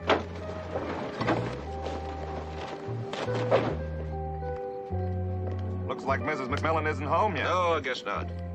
I wonder if maybe she'd have a little of that extra meatloaf for that sandwich. Oh, probably. You like meatloaf? I adore her to make it about 3 or 4 times a Have week. you ever had Mildred's meatloaf? No, sir, I can't. She's a Say I have. fair cook, you know, but you can't make meatloaf. Oh, no. Want some eggs? You cook the eggs. You're very good at cooking Well, it was eggs. disastrous the last time. No, remember I came to your apartment one time? Lights aren't on. Yes, Sally isn't here. I certainly am Were you surprised. surprised? Absolutely. You didn't guess. Absolutely Not even suspect. Absolutely. Didn't Ah, even yes. suspect a Thank thing. you. Happy, I need happy. this. Cheers, everybody. Thank you. Congratulations, Mark. Happy birthday. Happy birthday. Mark. Hi, thank you. Happy birthday. Long time no see. Yes. Commissioner, congratulations. Thank you. Thank you very much. Who's that? That's Tony's new girl. Oh. Where's Tony? He couldn't come. Who's Tony? He's the one who couldn't come. Oh, Charlie! Excuse me. Yes, sir, right here. You dog, you knew about this all along. Yeah, I sure did. What if I said yes to your offer of a couple of beers? Well, I kind of knew you wanted to come home just in case. Well, you missed your calling. You should have been a psychiatrist. Sally, Come here. Oh, where's John and Sue? Oh, John had to have dental surgery this morning, and Sue, she had to take one of the girls to a piano recital. Oh, Farrell's here? Yeah, they called me this afternoon heartsick. It seems like Bill's 96-year-old grandmother got sick, and they had to take her to the hospital. Oh, is she all right? I think so. What about the Lesters? Oh, they sent a gift, but Herman had to go down to a convention in L.A., and Bibi got the flu. But Sally, who? Well, just because our close friends couldn't come, I decided I didn't want to cancel the party, so I just moved over to the B list. What are you going to eat? Mac? Yes? Happy birthday, darling Mac. Darling Mac, this is Luciana Amaldi, and this is her fiancé, Derek Simon. How do you do? Are you surprised? Very. Oh, I'm sorry to barge in like this, like you told us not to, but I promise not to talk any business. Business? What business? Yes, Miss Amaldi would like... A promise is a promise. She would like to buy the house. You told. You do? Really? She thinks it's just great. Now, let's not talk any business until we've gone into the living room and you have drunk at least enough champagne that you will not be able to refuse my offer. I find it hard to refuse you anything, Mrs. Maldi. Hey, Mac. Of course, I think we should take time to consider. What is this I hear, Mac, that you're thinking about selling the house? Oh, Miss Amaldi here seems to have taken quite a fancy to it. Oh, well, now, I hate to be a wet blanket, but this is sure one lousy time to buy a house. Hey, you're supposed to be on our side. They sold us the house. Oh, really? Then I shall very quickly be able to find out if there are any skeletons in the closet. And I'll be the first to rattle them for you. I don't think I heard your name. Oh, Mr. and Mrs. Church, this is Miss Amaldi and... Derek Simon. Derek Simon. How do you do? I love the pictures, Mr. Maldi. Very good. Are you, making a film here? Yes, in your beautiful city. That's the reason she'd like to buy the house. She wants to live in it while she's filming. Why don't you just rent? Owning a home can be a real pain, you know. Gardeners, decorators, painters. There's always something going wrong. Yes, but think of the rewards on those days when things go right. You're really going to sell it, Mac? I never make real estate transactions without first consulting with my wife. Excuse me. Hey, Bill, meet Laura. When do I tell him about the termites? Won't do any good, Mildred.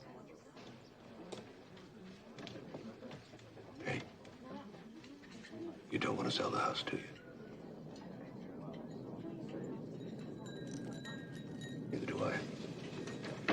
So we'll take it off the market, and that will be the end of it. Happy birthday, Maggie. Magic's still there. I can feel the ground starting to move. What is that? It's an earthquake.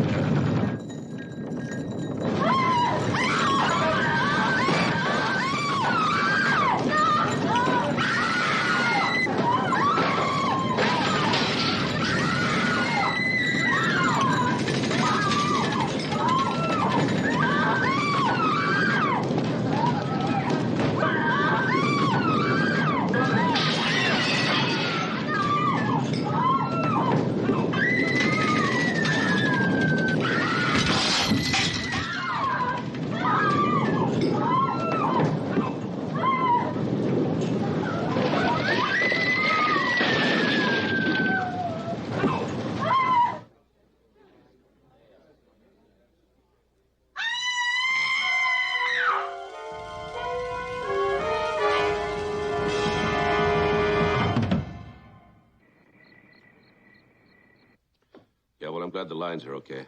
Any other damage? Okay. I'll be right down. Sir, I radioed for a lab crew, but there's no chance till later. All right, don't move our friend until they arrive. Yes, sir. Well, Mac, there doesn't seem to be any damage upstairs other than just some paintings off the wall. I have to go down to the office for a moment.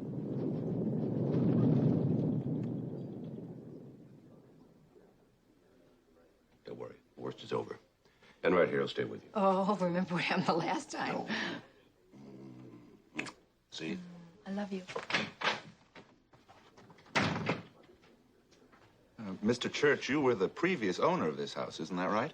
Yes, that's right. Well, do you have any ideas to the identity of that skeleton there? No. No friends or relatives unaccounted for, then? Oh, none. Now, that side of the house, sir, that's part of the original structure, isn't it? Well, no. As a matter of fact, we remodeled this part of the house ourselves. About 5 years ago. Including the fireplace wall? Yes. Well, I take it you didn't see any body behind the wall before you bricked it up then. Well, now, if I had, Sergeant, I certainly would have reported it to somebody. After I stopped running. Yes, sir, I'm sure you would have. What about you, Mrs. Church? Well, Mrs. Church was in London at the time. Yes, I was. Thank you. Well, I don't suppose you'll be interested in buying the house now, will you, Luciano? As a matter of fact, I love houses which exude mystery, have their own excitement. House is like a woman, of much more desirability, with a scarlet past. Mac and I have decided to take it off the market. Oh, what a shame. Surely you will reconsider. In any case, we must go back to our hotel. Through streets of rubble, I'm afraid. You can pretend it's Naples in World War II. It was such a special party. Madonna mia, I only hope another body doesn't fall out of the wall. Hold that thought, Luciano. Oh, boy. Oh, Mildred, please put that brick down. That's material evidence. That's what I call a gate crasher.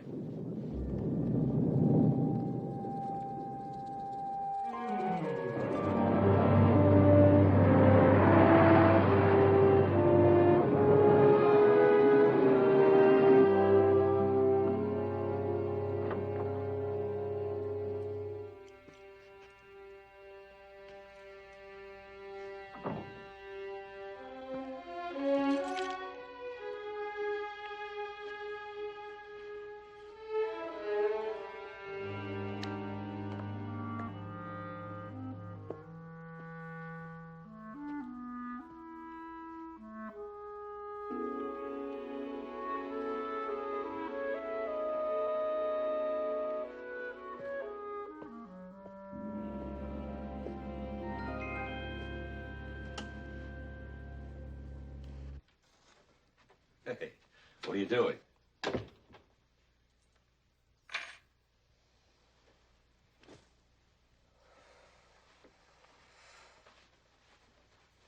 Yoga. At 3:30 in the morning? It's the only way to deal with a crisis. How are things out there? Well, all things considered, not too bad. Everybody get home all right? I had a tough time getting rid of them. Everybody was so fascinated by that skeleton. Who do you think it is? Was. Whatever. Whoever. Lab team will be here first thing in the morning. Oh, Mac. I've been thinking. I think we should sell the house. First we have an earthquake, then a body falls out of the fireplace. Then we have a robbery. Don't forget about the robbery. I just don't feel safe here anymore. Well, it'd be pretty hard to sell. Well, Luciana Amaldi says that her offer still stands. Even if the house doesn't? Mac, the house is very solid. All that we sustained was cosmetic damage. Well, I don't call a brick wall cosmetic damage. Well, at least the room is still standing, isn't it?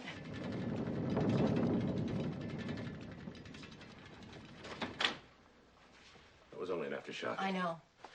Why are you standing in the doorway? Insurance. Well, what do you think? What? About selling the house to Luciana. We're not going to sell it. Why? An Italian movie star wants to buy our house. Yeah. She doesn't even quibble about the price. No. Then there's an earthquake. The brick fireplace falls in, a skeleton jumps out at us, and she still wants to buy the house and doesn't argue about the price. We're not selling. You're getting mad. No, I'm just concerned. You know, if you want to stand on your head, you'd feel great. Can't. The blood rushes to my head. Well, I don't know how you can sleep when a gigantic earthquake could happen at any minute. I'm not going to wait for it. I'm too tired. Good night. Could you turn that light on? Why? I'm scared. Of what? I'm scared of earthquakes. People falling out of fireplaces, robberies, you name it. I'm scared of it. Is that better? Good night.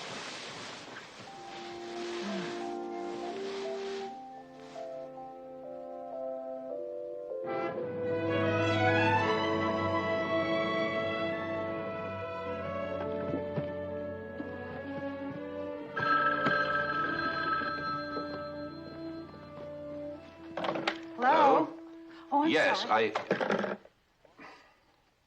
Oh, No! Maggie, would you get maintenance on the phone, please? I'm really sorry. Maintenance? Commissioner McMillan's office. Thank you. Maintenance? Yes, I'm sorry. We were disconnected. Oh, look, give me a break, will you? I mean, this room looks like a cyclone went through it. Well, at least send somebody up to rehang the paintings. Well, what about a bribe? All right, could you see that it's done today, please? Thank you. Any luck? They said they'd try. Oh, it's really not so bad, Commissioner. It's terrible. It's terrible. You see? An impartial opinion. It's terrible. Maggie, let me help you with these books. Thanks, I'd love. How are things at the house? I was lucky, actually. There was no real damage. I'm very glad to hear that, Maggie. Actually, I was talking about my house. Oh, I don't know, sir. I haven't been to your house. I know. I was talking to Sergeant Enright. Oh, I'm sorry. I'll be all right. Charlie? Everything's just fine, sir. The lab crew's there now. Did you talk to the coroner's office? Oh, yes, sir. Listen, they said that they could perform dental tests and x-ray comparisons. But outside of that, sir, they're going to have a very tough time identifying the body. The body? Whose? We don't know. That's why they're performing dental tests and x-ray comparisons. You mean a body just turned up at your surprise party? A body fell out of the fireplace. Oh, dear. Fireplace. Let's check when that fireplace was built. Church did the remodeling. I'd like a list of people reported missing at that time. Yes, sir. What about this bowl? What bowl? This one. Oh. I've never seen it before. That was stolen out of the house the other night. Meant to return it. Thanks for reminding me. Commissioner, I know it's none of my business, but what with robberies and bodies falling out of the walls, don't you think you ought to consider a move? Have you been talking to my wife? Hello? No, no. Hello? Oh, Commissioner McMillan's office. Oh, wait a minute. I'll see if he's in. Are you in? Depends. Who is it? Who is it?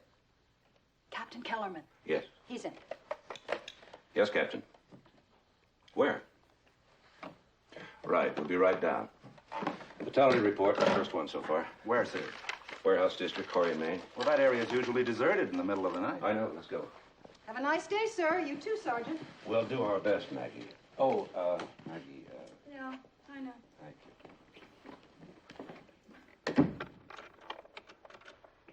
Maintenance. This is Commissioner McMillan's office. Don't you think you could send somebody at least to rehang the pictures? Looks like a cyclone hit it.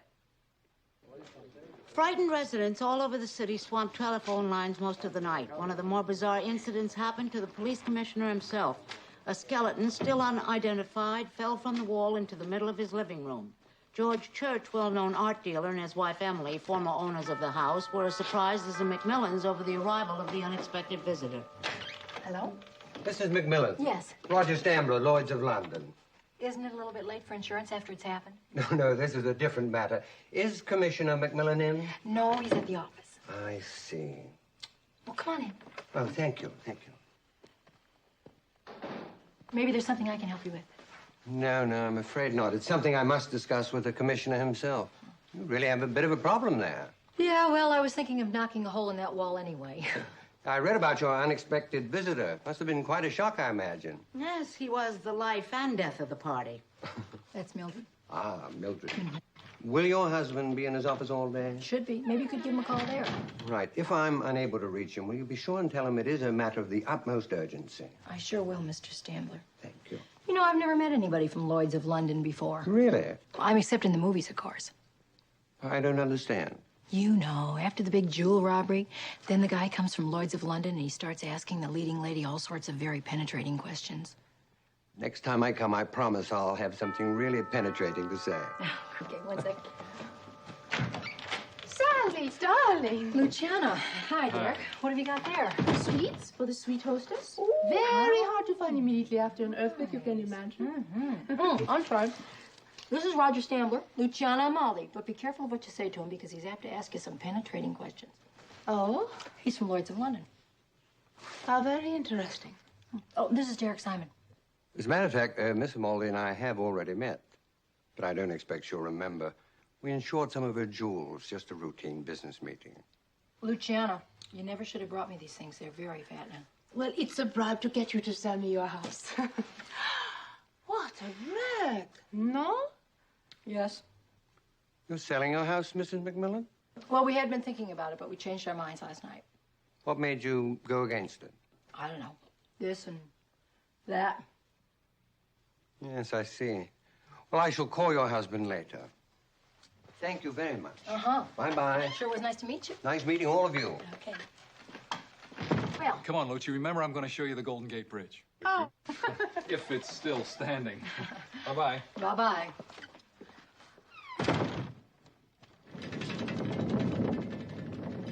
Can't you take a joke?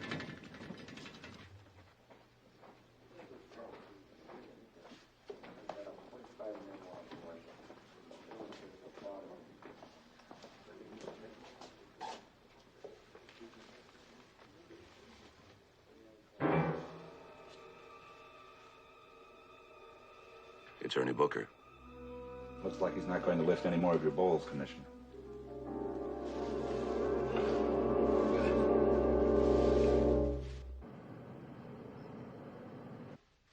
Well, it ought to be taken care of right away. How soon can you do it?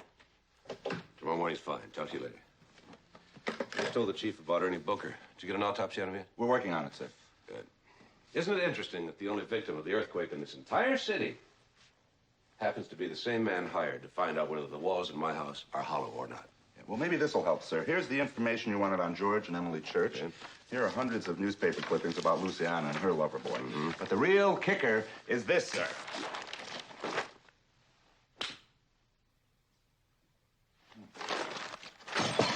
Sorry, sir. Yes? It's your house. Oh. And that remodeling job was done by a contractor named Martin Sandowski.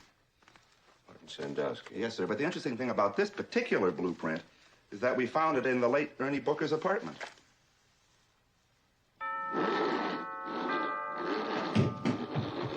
I'll get it, Mildred. Just what we needed, somebody else dropping in. I know it. Hi. Hi, Mrs. McMillan, Walter Jennings. Yeah. National Insurance Company. Oh, yeah. Come on in. Thank you. You know, you're the second insurance man to come and see me today. Yeah? First Lloyd's of London, and now you. You know, I don't think I've seen you since we took out our earthquake insurance policy. No, I guess you haven't. I did talk to your husband on the phone, though. He says you recovered that silver bowl that the prowler took the other night. Yeah. Well, it kind of helps when you're the police commissioner. Yeah, I'm sure it does. I hope there's not going to be a problem with our claim. I know your office must be inundated with calls right now, but as you can see, we did have a little problem with it. What is that? Your check. You're kidding. To start the repairs on account. How did you manage that? Yeah, a little pressure on the home office. I don't believe it. This isn't what I expected at all. That's some hole you got there, huh? Yeah, we thought we'd make a sauna out of it. Well, look, I just wanted to drop off the check here, and I do have several other calls to make, so... You know, I sure appreciate this, Mr. Jennings. I Well, never look, expected it. anything we can do to make it easier for you, you know. Listen, by the way, have you hired a contractor for that remodeling yet? No, why? I was just thinking, I know of a man by the name of Martin Sandowski, and apparently he did the remodeling for the Church family when they lived in the house. Well, I guess he'd know where the bodies are buried. Yeah, probably so. Oh, we'll see you later. Thank you. Okay, bye-bye now. Where the bodies are buried, ha-ha. Just sweep.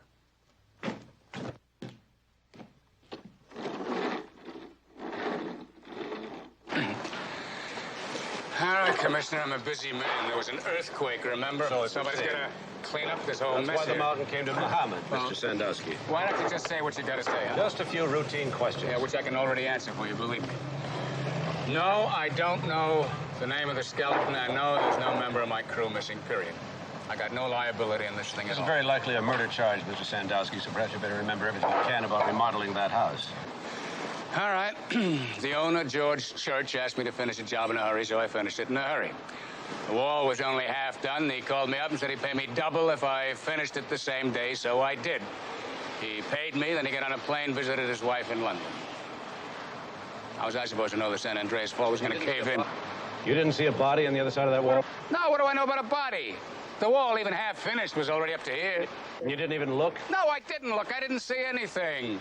I mixed my lousy cement, I took my money, and I bugged off. So sue me.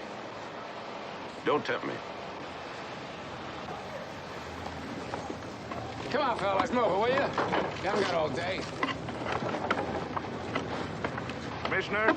Yeah. Something's fishy here. You know, if I were Sandowski on that job, I'd have looked over onto the other side of the wall. Well, of course. Who wouldn't? Now, look. He's not off the hook yet. I want to go stop and see George Church. I'll drop you off.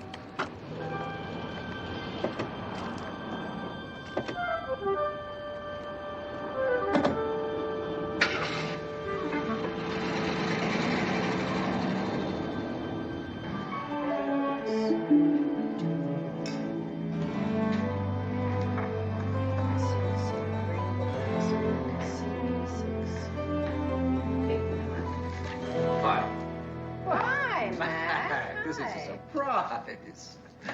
Say, listen, Emily and I were just about to have dinner at the club. Why don't you call Sally and come on over? Well, we'd love to, but I've got a lot of work to do at the office. Oh. Well, there doesn't seem to be too much damage around here. No, no. Emily thought for sure that our stained glass panels and reams would be smashed to smithereens, but they weren't. Not one small angel. Very good. Well, now, listen here. If you will not have dinner, will you have a sherry? What? If you haven't anything stronger, be glad. Right over here. It's over here. Come on. Solid lead crystal from Florence, 16th century. Nothing but the best. So I see. Emily, Thank you. Mac. And a little one for me.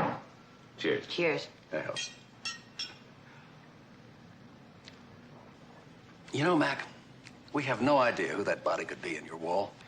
We're as baffled as you are. Do you recognize these? Plans. Of the house. Oh, yes. Well, they must be the plans for that remodeling job that we did about 5 years ago, just before you bought the place. They were found in an apartment of a third-rate loser named Ernie Booker. Ernie Booker was the only fatality last night in the whole city.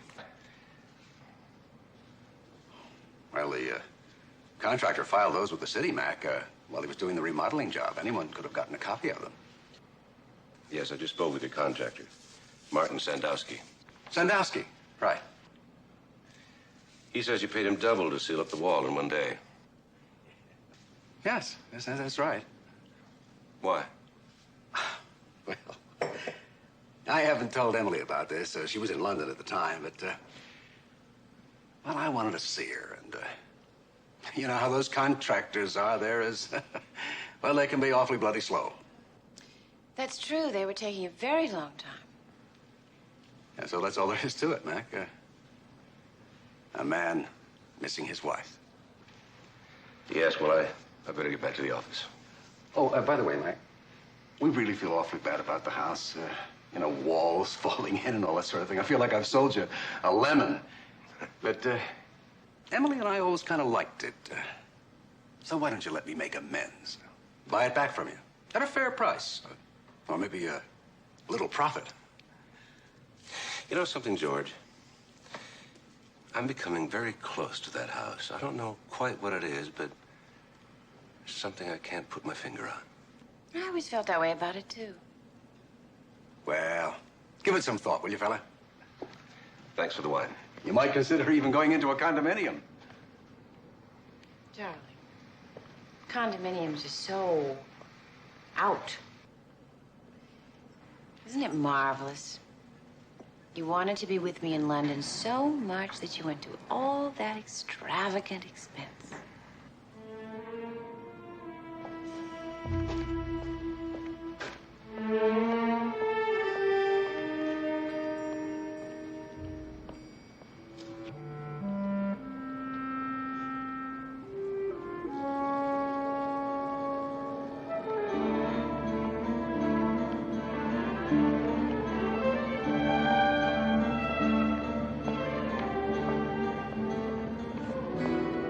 Commissioner McMillan, could I see you a second, please? Roger Stambler, Lloyd's of London. How do you do? How do you do? I've actually been waiting. Why didn't you wait up in the office? Ah, because I have a very private and very difficult matter to discuss with you. Such as? Could we go for a drink somewhere? Why don't you give me a clue to what you're talking about? Well, let's just say I think you'd rather be sitting down than standing up. Forgive me if I seem to hurry this along. Commissioner, what if I were to tell you there's something other than one very bony skeleton hidden in your quaint little fireplace wall? At the risk of sounding repetitious, such as? Let's say $4 million worth of emeralds. I'll take that drink.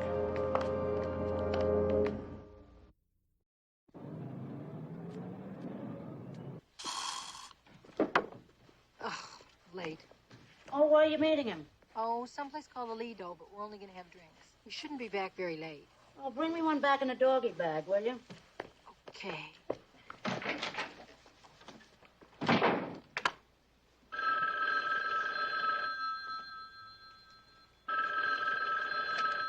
McMillan residence. Oh, yeah, sure. Hi, Demetrius. How are you? I'm fine. I was thinking, Mildred, that perhaps just the two of us could have dinner tonight here at my restaurant. The two of us? Yes, such a charming woman as yourself deserves to taste more of life. Not to mention my tremendous moussaka. Gee, that's the best offer I've had all day. I'm sorry I can't, though. The McMillans are out. Then I have an even better idea. I come over there with my tremendous moussaka. Well, that sounds kind of interesting. You got a deal. How do you feel about ouzo? Well, why don't you ask me that when you get to know me a little better, okay? I'll be there just as soon as I can. Goodbye.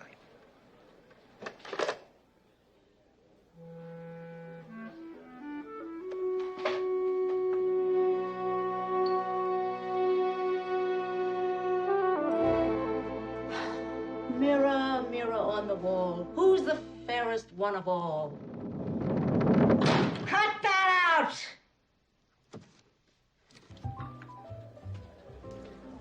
Two Scotch waters, one with ice and one without. Yes, I'm without. Okay. Thank you. Sorry, I had to let the office know where I was. All right. The royal family. Yes, and the bicentennial. Okay, suppose we start at the beginning. Beginning. Yes, well, the vultures are gathering. I hope you understand that. At this particular moment, I'm not too sure I do. Have you ever heard the name Ken Ryan? Ken Ryan? No, I don't think so. He's an American, a soldier of fortune. He's a charming bounder, I have to admit. Has a fatal fascination for emeralds, in particular a necklace that's part of the Greek crown jewels, which, unfortunately, we insure. And you think this Ryan hid them in my house? Almost certainly, yes. 5 years ago, Ryan came to San Francisco and contacted his good friend, George Church, who then owned what is now your house. Church had to go to London to meet his wife, and he let Ken use the place. But Ryan needed a fence. Before any deal was consummated, some Greek agents who'd been following him closed in and spirited him back to prison in Greece. And they assumed, quite naturally, as they didn't find any of the emeralds, that he'd already fenced them. And he hadn't? No. Since they've never surfaced, he obviously hid them in your house. Well, tempus fugit, as they say, and Ryan is now released. He contacts his former mistress. Who? Luciana Amaldi. Yes. What do you know? Luciana heads straight for San Francisco and your place. You mean she's fronting for him? Precisely. What about the skeleton? We don't know for sure. We do know Ryan had negotiated with a big-time fence. It could have been him, or maybe even one of the Greek agents, a scuffle of some kind. The point is, at this moment, nefarious forces are trying to penetrate your household, and you should do something about it. Like what? Begin a systematic search. I think it'd be rather nice for us if we found the emeralds first. My neck is on the line, job-wise. Rather imagine it is. All right, where have you been? What do you mean? Where have I been? I have been at the Lido waiting for you. When your office called and told me to meet you there at 7, I went there. Then when you didn't show up, I called your office. The switchboard says you're here. I didn't ask anybody to call you. Who did you talk to? Well, I talked to the new girl. I think we should get to your house right now.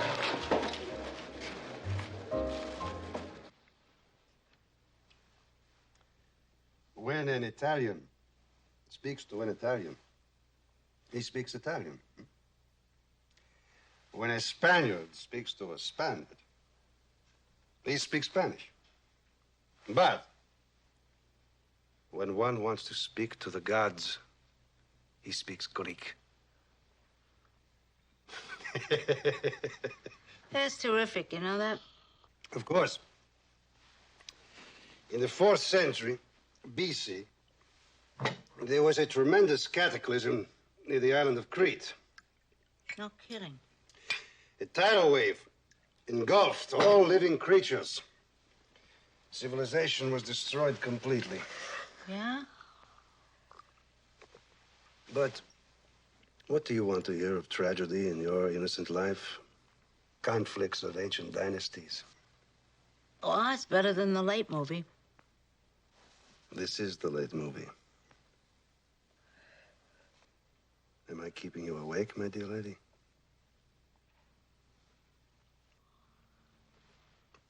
No, but this stuff you brought is powerful. Wow.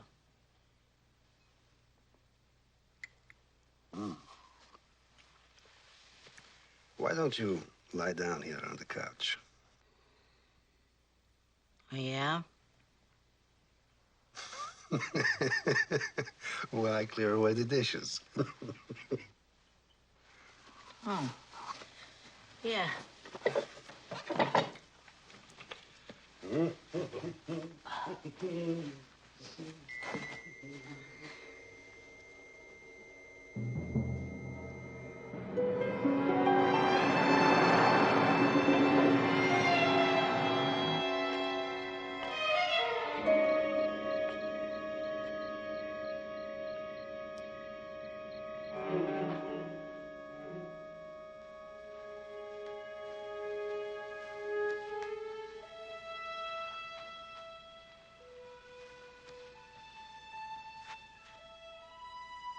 Mildred.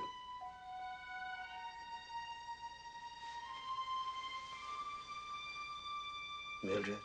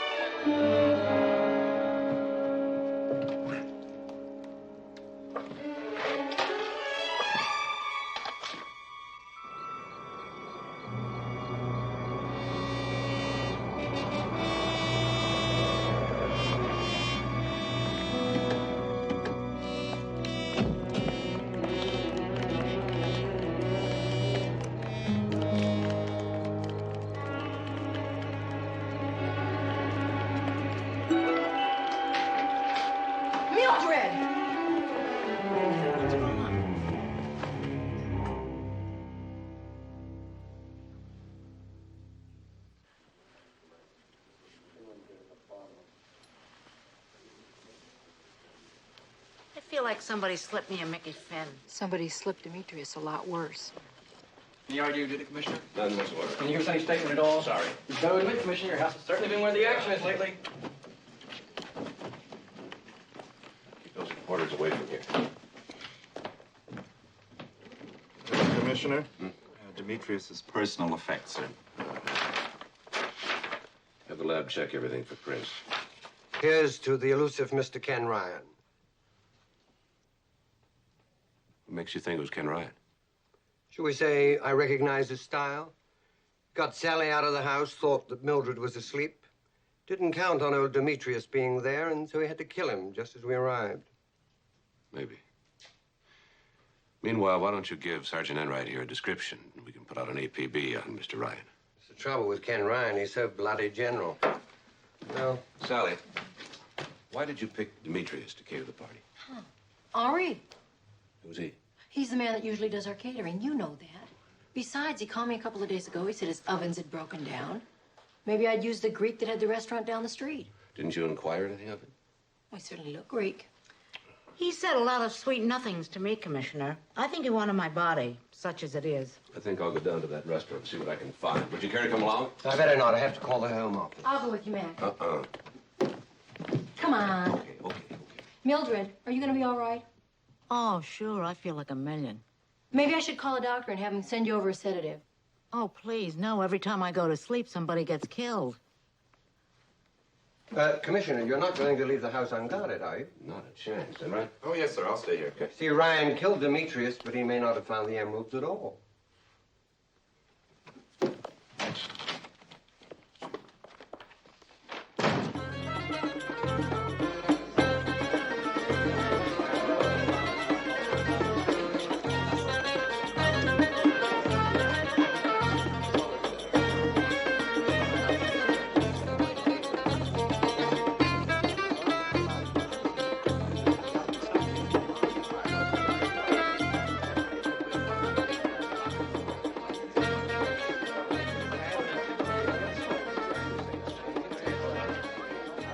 She likes you. Who? The belly dancer. Look at that. What? She's got muscles in places that I don't even have places. You underestimate yourself.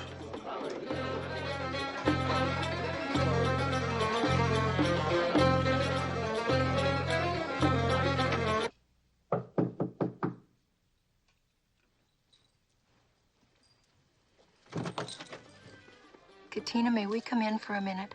Yes.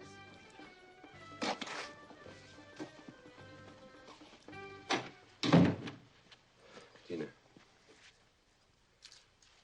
Demetrius is dead.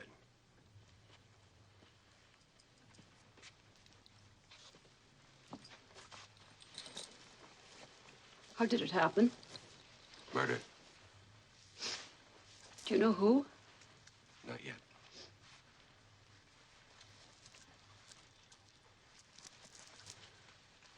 I told him not to go. But he wouldn't listen. He was not a superstitious man.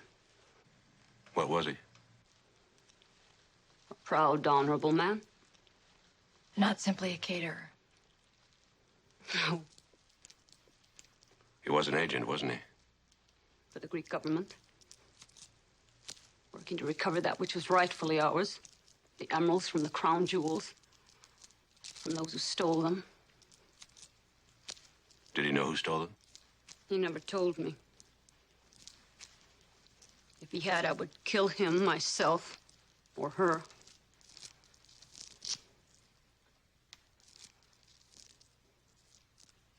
An old Greek custom.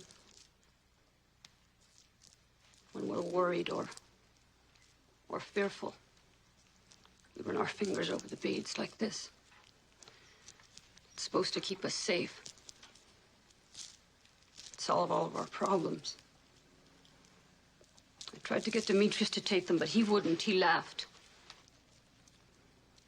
He didn't believe in worry beads? Perhaps if he had been a bit more superstitious, he'd be alive now. 3, 3, 4, 4, 5, 5, 6, 6, 7, 7, 8. Sergeant, could you deal the cards just a little faster? What's the rush, Mildred? I'd like to get the hand in before the next quake hits. Well, how many cards you got? 8. 9, 9, 10, 10.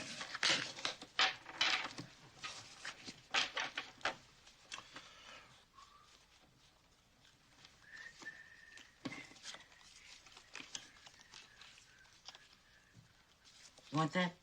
Hmm? Do you want that? Oh, yes.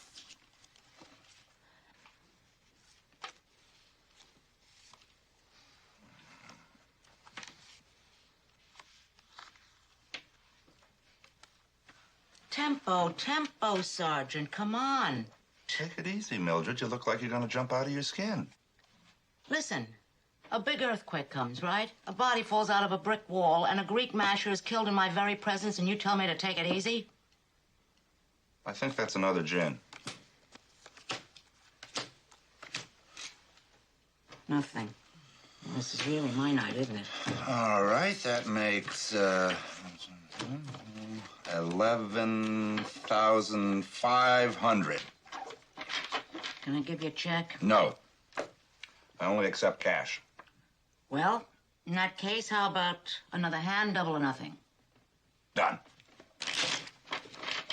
You know, 10 to 1, those emeralds are around here someplace. Well, I wouldn't worry about it, Mildred. I mean, if they are around here, they'll turn up. Somehow, turn up is not exactly what $4 million worth of emeralds do. You know what I mean?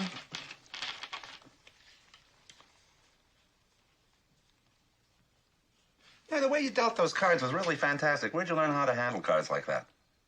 Oh, here and there. Hmm? Oh, well, that sounds a little bit shady. Well, if you really must know, I learned to play cards in the service. You were in the service? Mm-hmm, the wax. No kidding. Which war? The great one. North against South? You're on thin ice, Sergeant. Gin.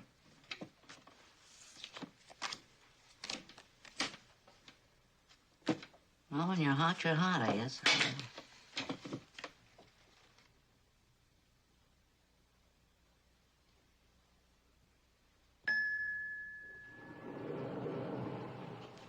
Excuse me. Yes? I'm a stranger in town. I wondered, could you direct me to your room? What? Well, actually, it was just a silly little joke. I was trying to get up enough courage to ask you if you would care to join me for a drink. No, thank you. Good night. What if I told you I only had 4 months to live? I'll send you a card. If I said that tomorrow I had to go overseas and fight the Hun? Won't work. You do know what will happen, I suppose. I beg your pardon. I see you do know what will happen. I'll go to my room alone, get ready for bed, maybe pour myself a brandy, pick up a book, and find myself reading, staring at the same page over and over again. And why? Because I'll be thinking of you, alone in your room. And you'll probably be staring at a book, thinking of... You. I get the picture. Good night. Well, of course, there's more. Actually, then I'd come down the corridor, tiptoe, tap on your door quietly, the door would open, and there you'd stand in your negligee, looking radiant. We'd look at each other for one moment, and then kiss. Right here in the corridor. Well, then we could go to other rooms. Didn't you read the little sign on the inside of your room? Yeah. They charge extra for double occupancy. Touché. Good night. Good night.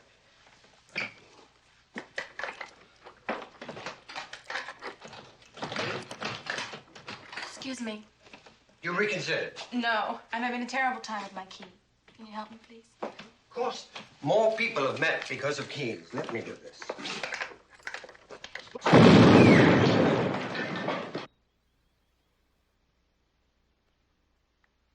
You all right? I'm okay. What happened? I don't know. I think someone rigged up a bomb to explode when I opened my door. That's insane. That's crazy. Yeah, you saved my life, you know. What are you? What are you? Some sort of a gangster? No, actually, I'm in insurance, although I guess you could draw your own conclusions. Would you like to come in and call the police? Yes, I would. I may even call room service and order us both a drink. See, I knew you'd like me after all. Any man who would blow up his hotel room just to have a drink with a lady has got to be worth spending a little time with. By the way, my name is... Shh. Let's be very mysterious about our names. Oh, good. We'll pretend we're amnesia victims. You know, Mac, I felt so sorry for poor Katina. Me too. You get the feeling that her relationship with Demetrius was a little more than just a professional one. Yeah, I think that was obvious.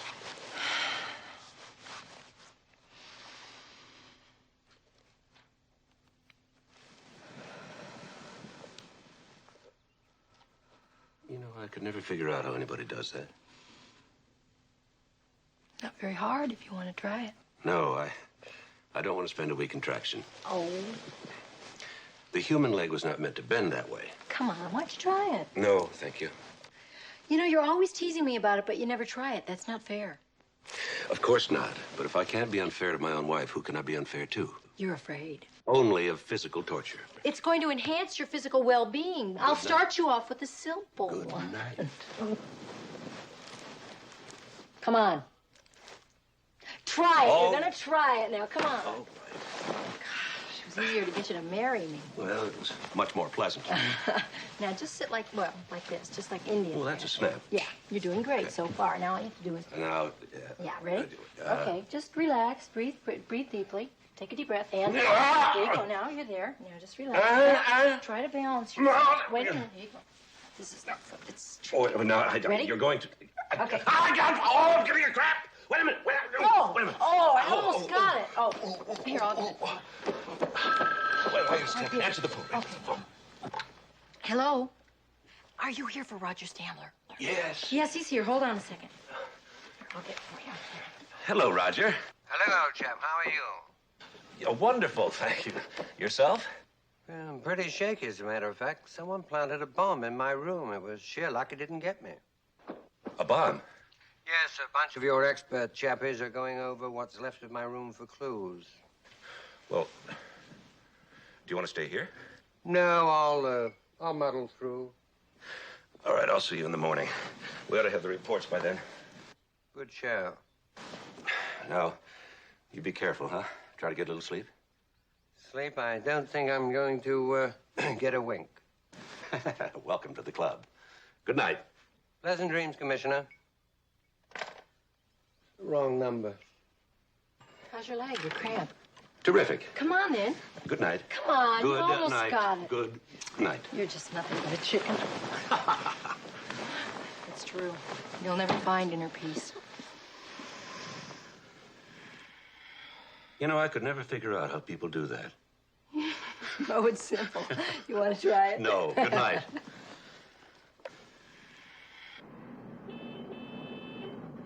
Is Sergeant Enright in yet? All right, send him in the moment he arrives. Thank you. Did you contact your London office? Yes, courtesy of the San Francisco Police Department. Although I must say my office is rather upset. Imagine they are. Yes, they're convinced Ken Ryan has found the emeralds and is very likely out of the city by now. You don't agree? No, I don't. In fact, I think it was Ken Ryan who tried to kill me. Why? Doesn't sound like his style. Well, let's just say he knows when it comes to $4 million, I can be very tenacious. And I don't think after all these years he wants to take a chance on losing something he feels is no doubt rightfully his. Well, don't discount Miss Amaldi. She may be fronting for Ryan, and again, she may not. Yes, I've been giving that some thought of late. Well, she and that boyfriend of hers may not feel like sharing. Exactly. I bet you never thought the insurance business would be quite this dangerous. You're absolutely right. Although one good thing did come out of last night. I met this absolutely charming woman. Of course, my hotel room was virtually destroyed by that bomb, and she very kindly offered me shelter. Delightful woman. Charming. Mm-hmm. Ah, Commissioner. We really hit the jackpot at the coroner's office, sir. There are 2 reports. You were absolutely right about Ernie Booker, sir. He was bashed in the head someplace else. And then his body was dumped at least 4 hours after the earthquake in that elevator. And in addition, we have discovered that the elevator cables were cut. And the other report? Well, sir, that bag of bones behind your fireplace was positively identified as one Fred Omida. Sound familiar? Fred Omida. Oh, yeah. Do I? Oh, who's Fred Omida? He was a sleazy private eye. The kind that would tail you, take pictures of you, and then blackmail you with them. He was also go-between among a dozen fences in this city. He could have been negotiating a deal for Ryan. Well, then why would Ryan have killed him? Well, he could have wanted a larger finder's fee. Or maybe it wasn't Ryan that killed him after all. It might have been one of the Greek agents. Any idea who the fence might be? With all the fences in this city, why don't you make a list of the probables? If you find anything out, will you let me know? Will do. Well, I'm off now. I'm going to go out and buy some more clothes. Everything I had was blown up, of course. I bought this suit this morning. It's rather nice, isn't it? Terrific. I'd love to see the face of the general manager of Lloyd's of London when he gets the bill for this. Listen, thank you for the tea. Welcome. Bye-bye. Is this Nature's personal effects? Yes, sir. In addition, we had a little talk with Henri, your regular caterer, and he admits that he let Demetrius bribe him to take the party assignment. Yes. Put her on. Emily, what is it? It's about George. We had a terrible fight. He knows a lot more than he told you. I tried to get him to call you, but he won't. He's at the shop. Will you go and see him, please? I will, Emily, right away.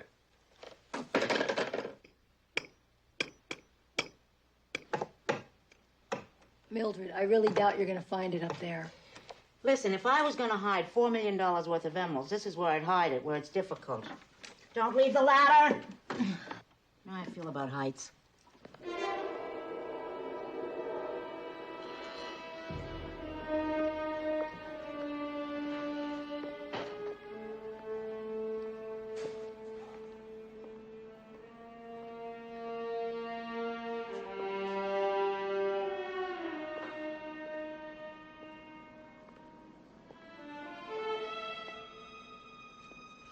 George!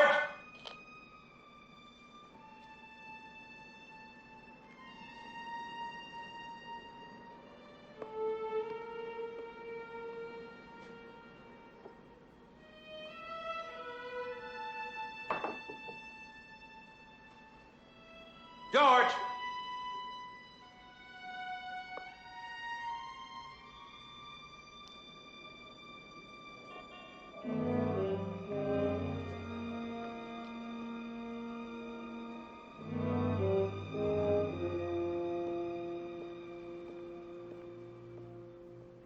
Do you remember that Edgar Allan Poe story?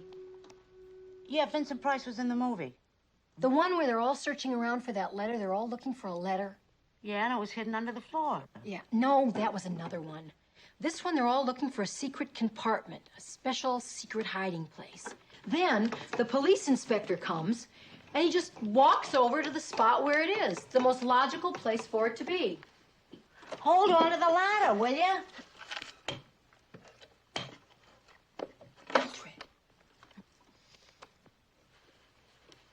I don't believe it. There's something here. I don't believe it.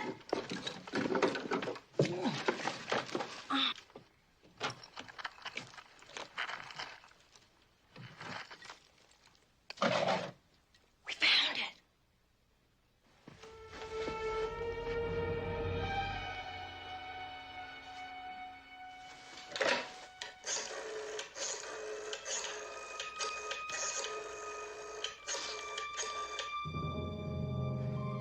This is Commissioner McMillan. Send an emergency ambulance to George Church's antique shop on Market Street. Right.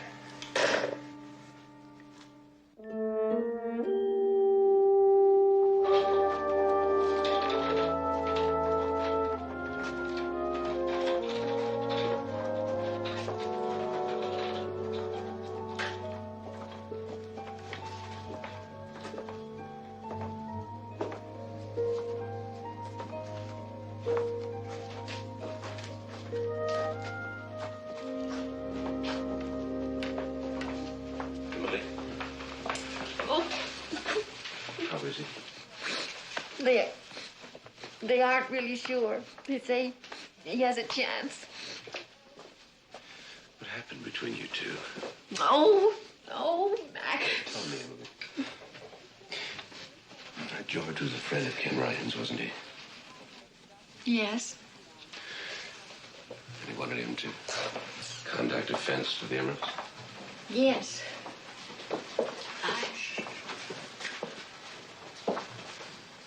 I didn't know about the emeralds then. We were about to leave for London when Ryan arrived. Apparently, George knew a fence, and the fence sent an intermediary. A dreadful little man by the name of Fred O'Meara. I didn't know who he was. I didn't know who the fence was. Anyway, George thought I should go on, so he took me to the airport, and when he got back, he found Omida dead. Brian was gone. Oh, yes, yes. With the emeralds. Or so we thought. We were having the house remodeled. So, George hid the body behind the wall. We paid the contractor double time. And then he came to London to meet me. And later on, I'm so sorry. We sold the house to you. Do you know who tried to kill George today? No. I got a telephone call. I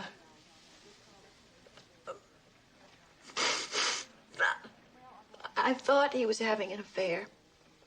So I listened on the extension, and it was a man. He said he'd taken care of Demetrius, and he thought the emeralds were still in your house. He wanted George to help him, and he threatened him. Did you recognize the voice? No. I confronted George. We had a terrible scene. He left the house, and then I called you. Did he tell you who the fence was? No. He said he thought it was safer.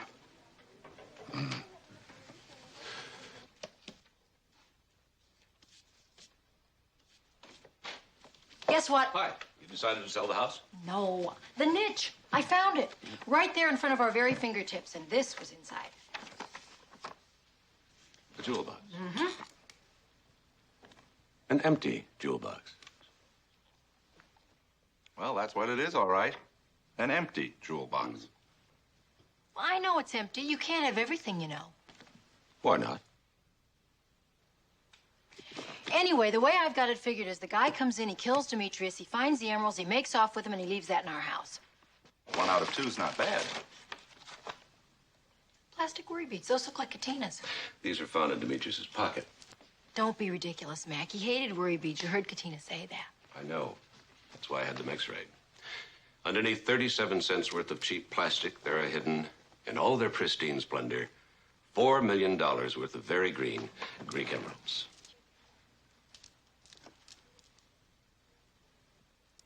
Well, that solves that. Now all I have to do is solve 3 murders in 2 attempts. Well, that part's easy. Do you hear that, Charlie? She said that part's easy. All you have to do is set a trap or something. Why not a trap, sir?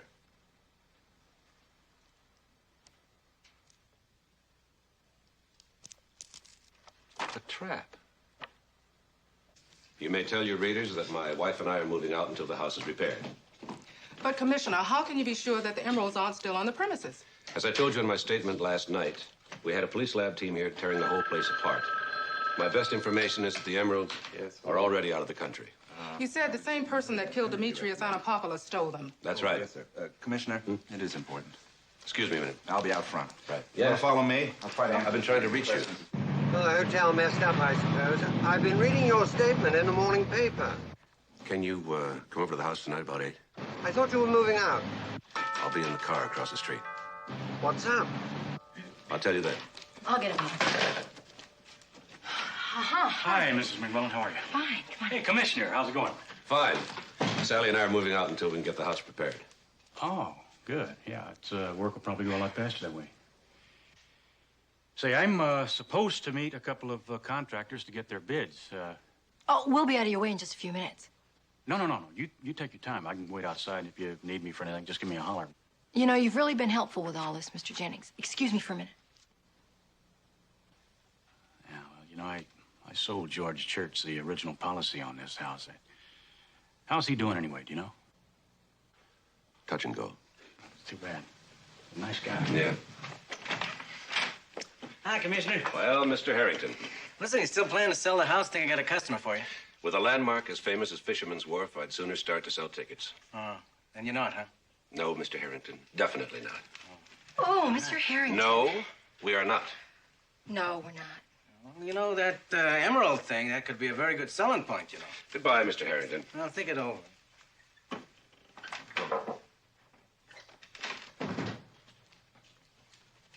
Mac, I've got a question for you. What? If you tell everybody that the guy that killed Demetrius stole the emeralds and left the country, then why is anybody going to come back here looking for them? Because whoever killed him didn't get them. Huh. Do we know who that is yet? No. What about George and Emily Church? Somebody tried to kill him. Katina, what about Katina? It doesn't wash. Seemed pretty clean to me. That is a figure of speech, Mildred. As in, doesn't make sense. Luciana. It's got to be Luciana. Commissioner? Derek? Jana? Commissioner, how nice to see you. What can I do for you? I know this is a terrible time for you, but I must know if you are still seriously entertaining our offer to buy your house. I should think you'd no longer be interested. But I am interested. I'm prepared to make you an offer you cannot refuse. I must refuse. I think you'd have no more interest in the house, what with the emeralds gone. Emeralds? Jana, you and everybody else didn't suddenly take an interest in my house out of sheer coincidence. I am not understanding, Commissioner. The other night, a man was killed in my house. I read of it. He was a Greek named Demetrius. He catered my birthday party. Well, the food wasn't that great, but it wasn't anything to kill him over. He was really a Greek agent. That's funny. I didn't know that William Morris had an office over there. Derek, darling, let the Commissioner speak. You still have ties in Greece, haven't you? Ties? In what fashion? An American expatriate named Ken Ryan. There have been many excitements in my past. There's only one excitement now. You Americans put it so well, for better or worse. Isn't it interesting that you can just dismiss him just like that? What are you insinuating? When he got out of prison, he went to your apartment in Rome asking for help. You had a new lover then, Derek, here. So you double-crossed him, found out where the emeralds were, and then dumped him conveniently in the Tiber. Is that a formal charge you're making? No, Rome is not within my jurisdiction. Now, if you'll excuse me, I've got a lot of work to do, and I have to move my family to a hotel. Let's go, Derek. Spero che i tuoi denti merciscono e i tuoi capelli cascano! Capito? Mamma mia. I hope you don't parle Italiano, sir. No, why? Well, she said that she hopes that your teeth rot and your hair falls out. Well, that happens to all of us sooner or later. I think she meant sooner, sir.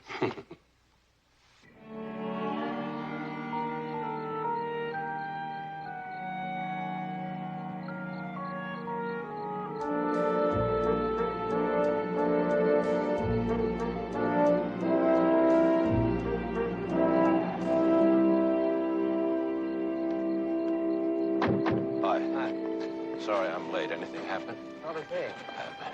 Thanks for having me along. Not at all.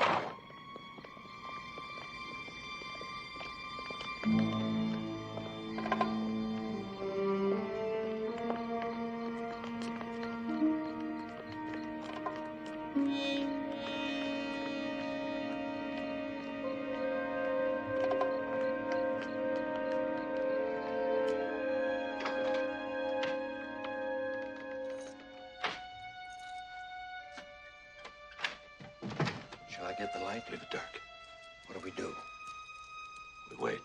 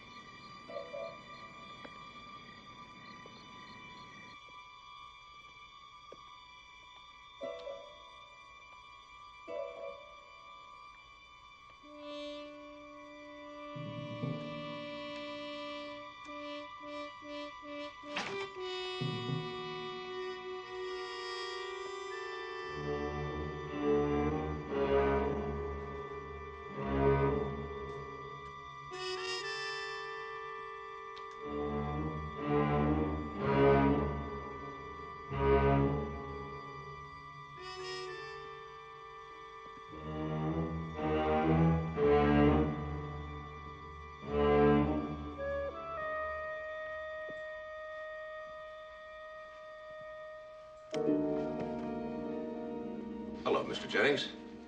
And please don't tell us you were inspecting the premises for insurance damage. How did you find out? What, that you were the fence? By checking the list of Fred Omega's old contacts. And George Church supplied you with all the information you needed. The only thing you didn't have was access to this house once you found out where the emeralds were. So you hired poor old Ernie Booker. And he tried to blackmail me. No honor among thieves anymore? And Demetrius? He got here first, but he didn't find him. Yes, he did. He hid him in his pocket just before you got here. No, wait a minute. I searched him. What self-respecting Greek doesn't always carry around his worry beads?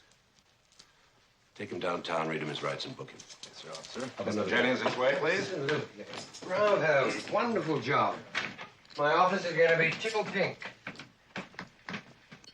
Now, if you'd like to divest yourself of that $4 million headache, I'd be only too glad to give you a receipt for it. Naturally, my company will see that the gems are returned to the Greek government forthwith. Well, to a job well done. Cheers. Cheers.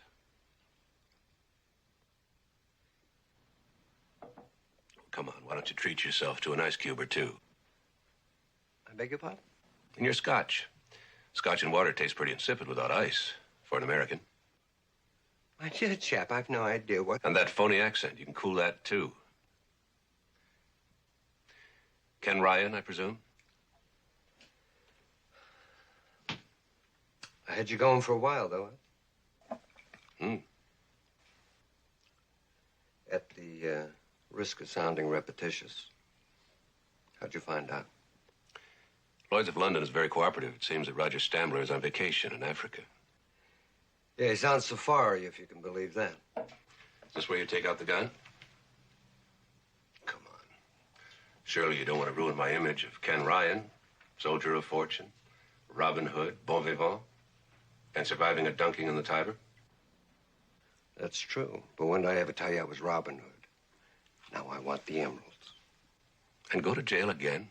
You've already paid that price. Just give me the emeralds. Isn't it the game that counts, and not really the prize? Only on television.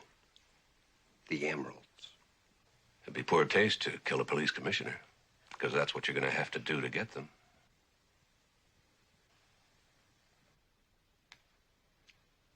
It isn't loaded anyway. I never carried a loaded gun. Makes us even, because these aren't loaded either.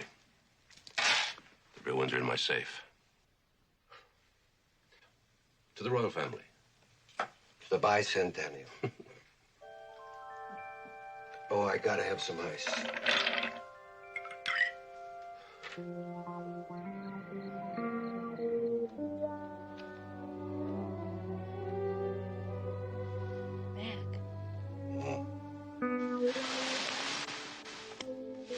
Are you asleep?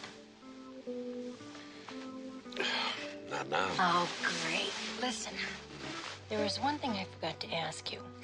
You know your surprise party? You knew about it, didn't you? Come on. No, I really didn't. Come on, you did, didn't you? No, honestly, I didn't. I know you knew about it, didn't you? Okay. I did. How did you find out about it? I love you. Magic. It's still there.